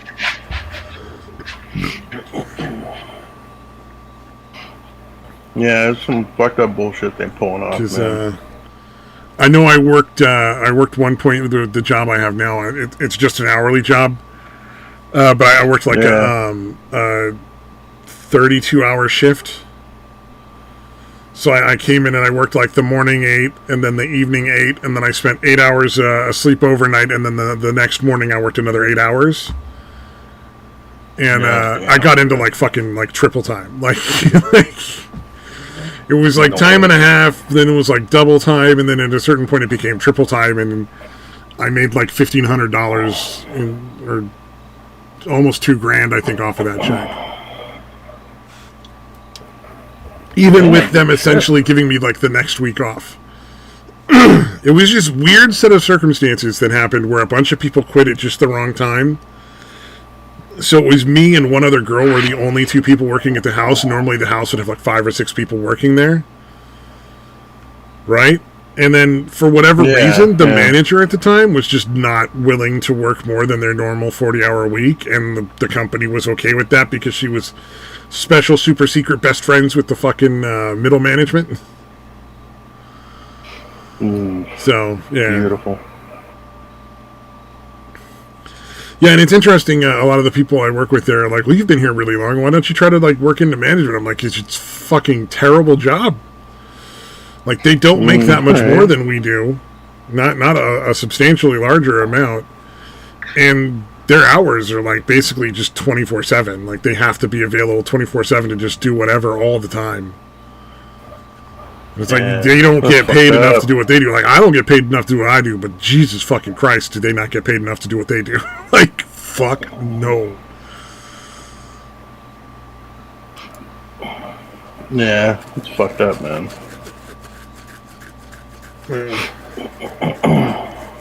Yep, all the fun stuff, Yeah, I've man. never had any kind of salaried position, luckily. Yeah, no, I've always worked hourly. I'm very happy to always work hourly. Or I think I did some stuff through like a hiring agency, like an employment agency where you like sign on and they just send you to places. And that was always contracted hourly work, so I never had salary in that case either, but it was all contracted. That, by the way, is one of the worst fucking jobs to take. Like, if you're desperate and you need money, working for an employment company that'll basically, like, hire you out. Like, you work for this company, and they hire, and they send you out to work for people that pay them for your services. Those are the worst possible jobs you can get, and the pay is so fucking bad. Like, it is just terrible. Yeah. They somehow managed to get away with paying you less than minimum wage and not really giving you any sort of benefits. It's kind of like a sidestep around having to actually pay your employees the appropriate, like, wages. And then they get mad at you when you don't want to work at places that are just insane. Like, I got essentially, I didn't get fired, I just no longer was recommended for any other positions. When I stopped going back to this gift certificate company or whatever. They were the ones that made, like, gift certificates that you sell when you're, like, a fucking kid in, like, school and shit and you need to fund stuff. Yeah, it's like, we'll sell you this $30 restaurant gift card for, like, $15 or whatever. Like, that kind of shit. And every time the manager left, it was literally you were locked in a vault the whole time you worked there. Which I was like, nah, that's not cool. What the fuck? Like, occasionally the manager would even just leave for like an hour or two and you were just locked in this vault. You couldn't leave. So that right there I knew was incredibly illegal to fucking lock your employees in a vault. Insanely fucking illegal. But at the time I had no idea. Looking back on it now, I'm like, no, that's like, Target was locking their fire doors to keep employees from, like, taking too long a break at night. And they got sued for, like, millions of fucking dollars and lost. You know, like, this company would have gotten in a lot of fucking trouble had I decided to, like, report and complain. But the other thing was, anytime the manager would leave the room, everybody in the room would turn into, like, fucking crazed monkeys. People would just start screaming and shrieking and running around, throwing shit at each other, like throwing paper balls, shooting rubber bands, shooting paper clips at each other. It was hands down the most surreal fucking moment in my life. I did it for 3 nights because I was trying to earn money for Christmas, and I would have kept going because it was right next to where I worked. So it was literally like I moved my car from my parking lot across the street to another parking lot for like a minute, and I'm at the other job, and it was started right after my work, so it was like such a perfect position to get extra hours and make more money on the side. Had it not been for like the insanity that ensued, and I'm not exaggerating in any way, shape, or form. It was fucking insane. My first night, I put more product through than anybody had ever put through before, ever. Because I just sat there and did my fucking job, and I didn't wait for the manager to leave and turn into an insane person. Right. Jesus, dude. I'm so glad. People there bitch at you like, dude, slow down. Oh yeah, no. They fucking hated me, all of them. Mm-hmm. They never shot rubber bands or paper clips at me or threw paper balls at me. I think because they inherently knew that the manager would come into a puddle of broken fucking people. That occurred, substantially. I mean, I've always been kind of a fat guy, so I wasn't like some big muscle guy, but I was definitely big enough and bigger than everybody there that they just didn't bother me, thankfully. So I was able to work like 3 or 4 days, and I made enough to get like some Christmas presents for my family that year, which I wouldn't have had otherwise. So I was okay with it, but that was fucking nutty. I just and there were like 20 or 30 people in the room. I mean, just picture like a kindergarten class where like the fucking teacher had a heart attack and all the kids are psychotic and don't care. You know, just. I'm imagining the kindergarten scene from Billy Madison. The kids running around fucking shit up. I think I know what you're talking about. I'm gonna check that out real quick, but I think I know what you're talking about. That's probably really accurate. Guess what I had for lunch, mister? Beans. He starts doing the armpit fart thing. Scotty likes beans. Don't you, Scotty? Is that fucking whacked out fucking kindergarten teacher? Oh, I can't see him on... The one that was like... fuck. I'll see if I can find it here in a minute. It's been a long time since I fucking watched Billy Madison. People really shit on Adam Sandler, dude, but I don't know, man. I like fucking pretty much all his fucking movies, dude. Like, they're just silly, but who fucking cares, dude? It's funny. You know what? I would say the closest would be... Have you ever seen like a food fight in a movie? Where like the whole cafeteria goes into a food fight? Like that, just sands the food and add like paper balls and rubber bands and paper clips. Yeah, it's like that's the closest instead of food. Yeah. Oh, he starts eating paste in this one too. Oh, that's... Yeah, that one's fucking silly, dude. Yeah, and there's a scene later on where she's putting the paste all over her face, dude. This is the one where the guy's is like in the history or whatever, like the one where he just goes on that long tirade of how like everybody's dumber for having listened to you. Yeah. Yeah. Everyone in this room is now dumber for having heard that. I work at no points, and may God have mercy on your soul. That was like, at no point in your rambling, incoherent response was there any sort of damn anything resembling a rational thought. Oh God! I love his response. He's like, "Okay, a simple wrong would have done, but okay." You could have just said that was wrong. The only channel I'm subscribed to on this is fucking Gaming and Yelling. So on the Untitled Studios channel, like all of the notifications are just Gaming and Yelling. I forgot about that. Oh, he's doing another live stream. That's so unlike him. Oh man, I do try to catch his streams once in a while. I just kind of lurk. I don't talk.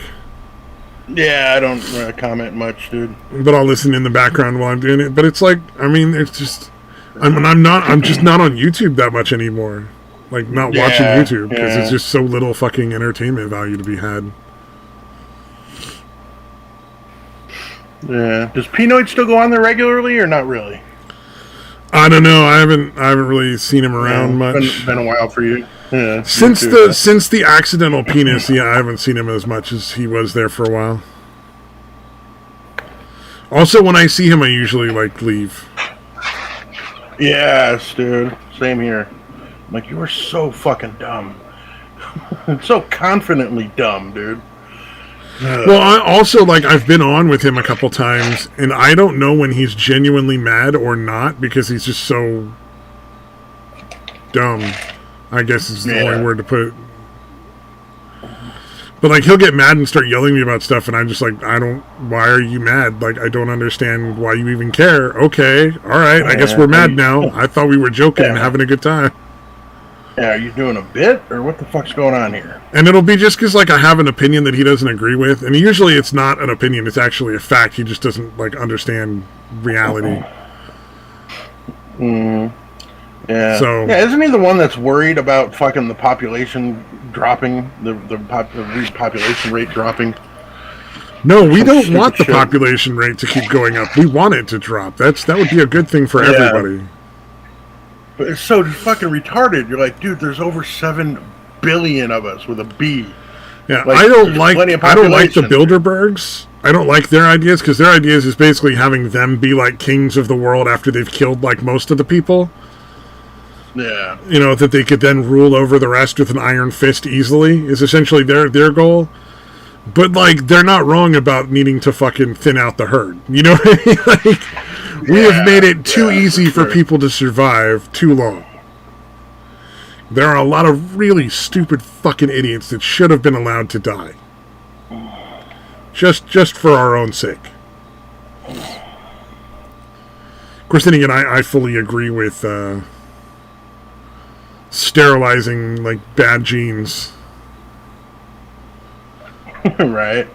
Like if your IQ is below a certain level. It's not. No, it's not even like. Oh no, I'm not talking about IQ. I'm not even talking about IQ. I'm just talking about bad genes. Like, if everybody in your family has this terrible fucking heart disease because it's a genetic defect, then you need to stop fucking breeding.